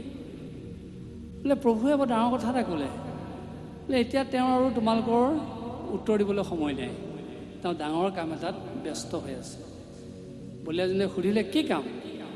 বোলে এটা বেজীৰ বিন্ধাত হাতী এটা সোমাবলৈ চেষ্টা কৰি আছে। তেতিয়া বলিয়াজনে কি ক'লে জানে? তেতিয়া বলিয়াজনে ক'লে, যাৰ বুকুৰ প্ৰতিটো নোমত কোটি কোটি ব্ৰহ্মাণ্ড বিৰাজমান, যিজনে সৃষ্টি স্থিতি লয় কাৰ্য পলকতে চকুৰ নিমিষতে সংঘটিত কৰিব পাৰে, এই বেজী বিন্ধাত হাতী সোমোৱাটো তেওঁৰ কাৰণে এটা কাম নে? তেতিয়া নাৰদে কৈ পেলালে, সঁচা, এওঁৰ মুক্তি আগত হ'ব, কাৰণ তেওঁ ভগৱন্তৰ তত্ত্ব উপলব্ধি কৰিছে, তেওঁ ভক্তি মাৰ্গত উপনীত হৈছে। সেয়া আমাক কোৱা হৈছে, কোনো বেয়া নাপাব। আমি হয়তো ভকতৰ বেশ পিন্ধিছোঁ, ভকতৰ ভাৱেৰে আমি নাম গুণ গাইছোঁ, ভকতৰ কৰ্ম কৰিছোঁ, কিন্তু তাৰ মাজত এই অকপট ভক্তিভাৱ লাগিবই। ঈশ্বৰ চিন্তাৰ প্ৰতি তেওঁ দ্ৰৱীভূত হ'ব লাগিবই। ঈশ্বৰ কোন এই তত্ত্ব উপলব্ধি কৰিব লাগিবই। সেই ভকতজনে যেনেকৈ ক'লে যে মই তেওঁৰ নামতেই বলিয়া হৈ আছোঁ, অথচ তেওঁ এটা অসাধ্য কাম কৰি মোৰ ফালে পিঠি দিছে, এই ভাৱ যাতে কোনেও গ্ৰহণ নকৰে। আৰু যিজন ভকতে সঁচাকৈ তেওঁৰ তত্ত্ব উপলব্ধি কৰিব পাৰে, বলিয়া হ'ব পাৰে, সেই মানুহজনৰ দৰে ভক্তি তত্ত্বত নিমজ্জিত হৈ ভগৱন্তক যি বুজি পায়, সেইজনে সঁচাকৈয়ে মুক্তি সান্নিধ্যতে লাভ কৰিব। সেয়ে আমি ক'ব খোজোঁ, ভক্তি হৃদয়ৰ বস্তু, মগজৰ বস্তু নহয়। ইংৰাজী বাক্য গাব নাপায়, কিন্তু এই ভাগৱত ক্ষেত্ৰত ইংৰাজী বাক্য তাৰ লোভ সামৰিব পৰা নাই। গাইছোঁ, অপৰাধ নধৰিব। A religious and spiritual spirit is the greatest and most immediate in human life. It is not grapes by the brain, it is hard grapes. অৰ্থাৎ জীৱনত আটাইতকৈ যদি শ্ৰেষ্ঠ আৰু লাগতিয়াল সম্পদ আছে, সেয়া হ'ল আধ্যাত্মিক চিন্তা, ঈশ্বৰমুখী চিন্তা, ধৰ্মৰ প্ৰতি থকা যথোচিত শ্ৰদ্ধা। কিন্তু এই আধ্যাত্মিক চিন্তা, ঈশ্বৰমুখী চিন্তা, ধৰ্মৰ প্ৰতি থকা শ্ৰদ্ধা মগজৰ বস্তু নহয়। It is not grabs by the brain, it is heart grabs. ইয়াক মগজে ধৰি ৰাখিব নোৱাৰি, এয়া হৃদয়ৰ বস্তু। আমি হৃদয়ৰেহে ভক্তিৰ প্ৰতিফলন ঘটাব।